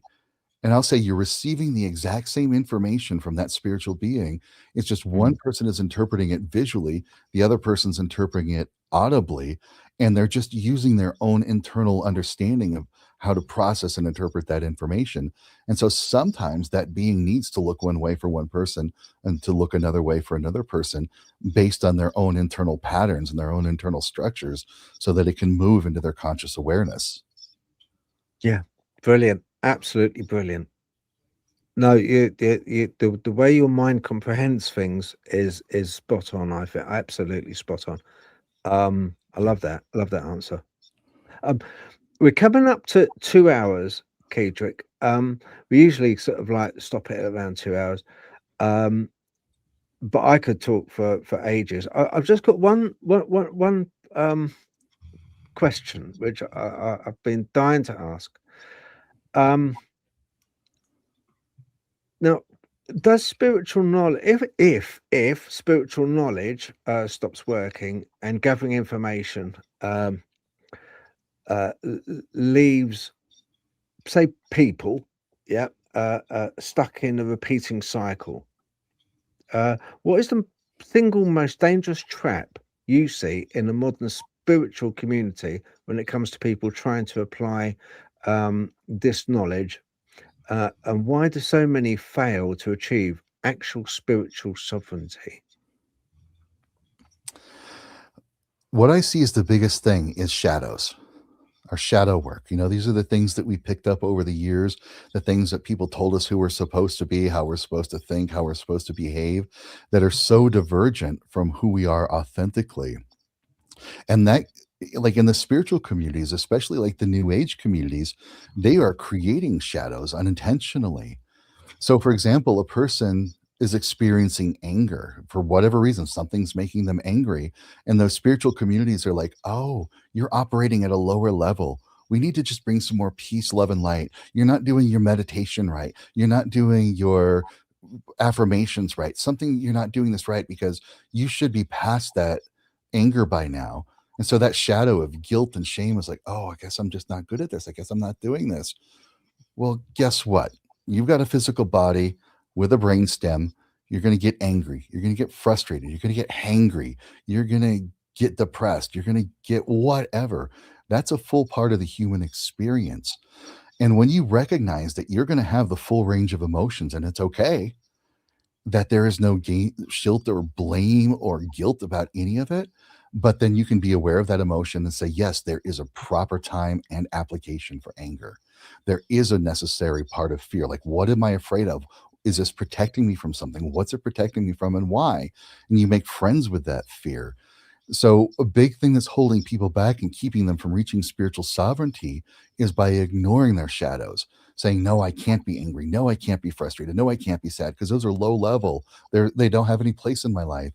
But when you embrace those, you're like, ooh, this is me. This is a part of me. What part of me likes to run into this same pattern of money scarcity? Why does it love to do that? And you make friends with that part and you open it and you accept it. You bring that light of acceptance and awareness and acknowledge it. You start to transform, you start to change. So the biggest holdback is not accepting what we call the negative emotions or the lower level emotions as a part of us. But when you embrace it all and you become a whole being and you find a place and a use and a reason for all of that, then you can step up. So embrace your negativity. There's a purpose for it. You have it for a reason. Yes, superb. Thank you. I get that entirely. Absolutely superb. Yeah. Because once again, not an easy one to, not an easy one to get your head around unless you are aware, and you are definitely aware. So, Natalie, have you got any questions you'd like to ask? No, I think we've covered everything that was interesting. I've really enjoyed talking with you. Thank you. This was very wonderful. pleasurable. I agree.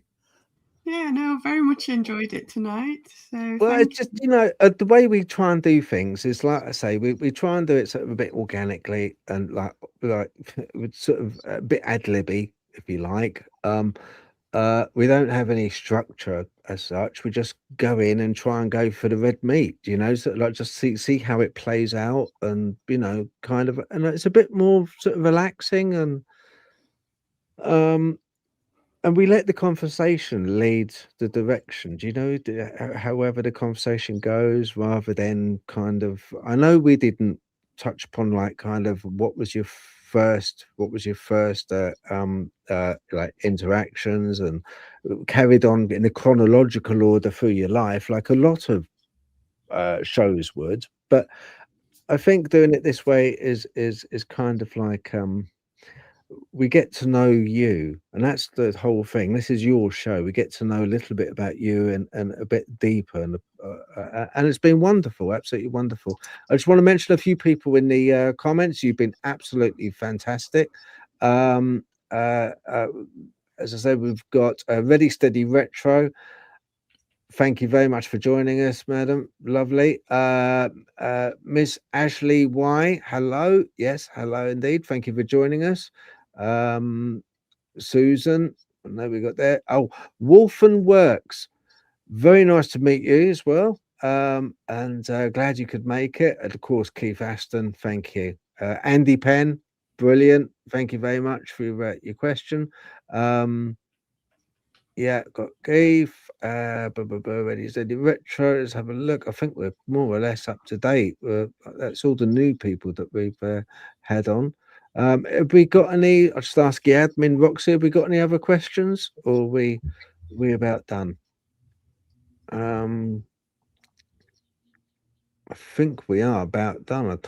If anyone's got any questions, it's your last call. If not, we shall call it a wrap, I think.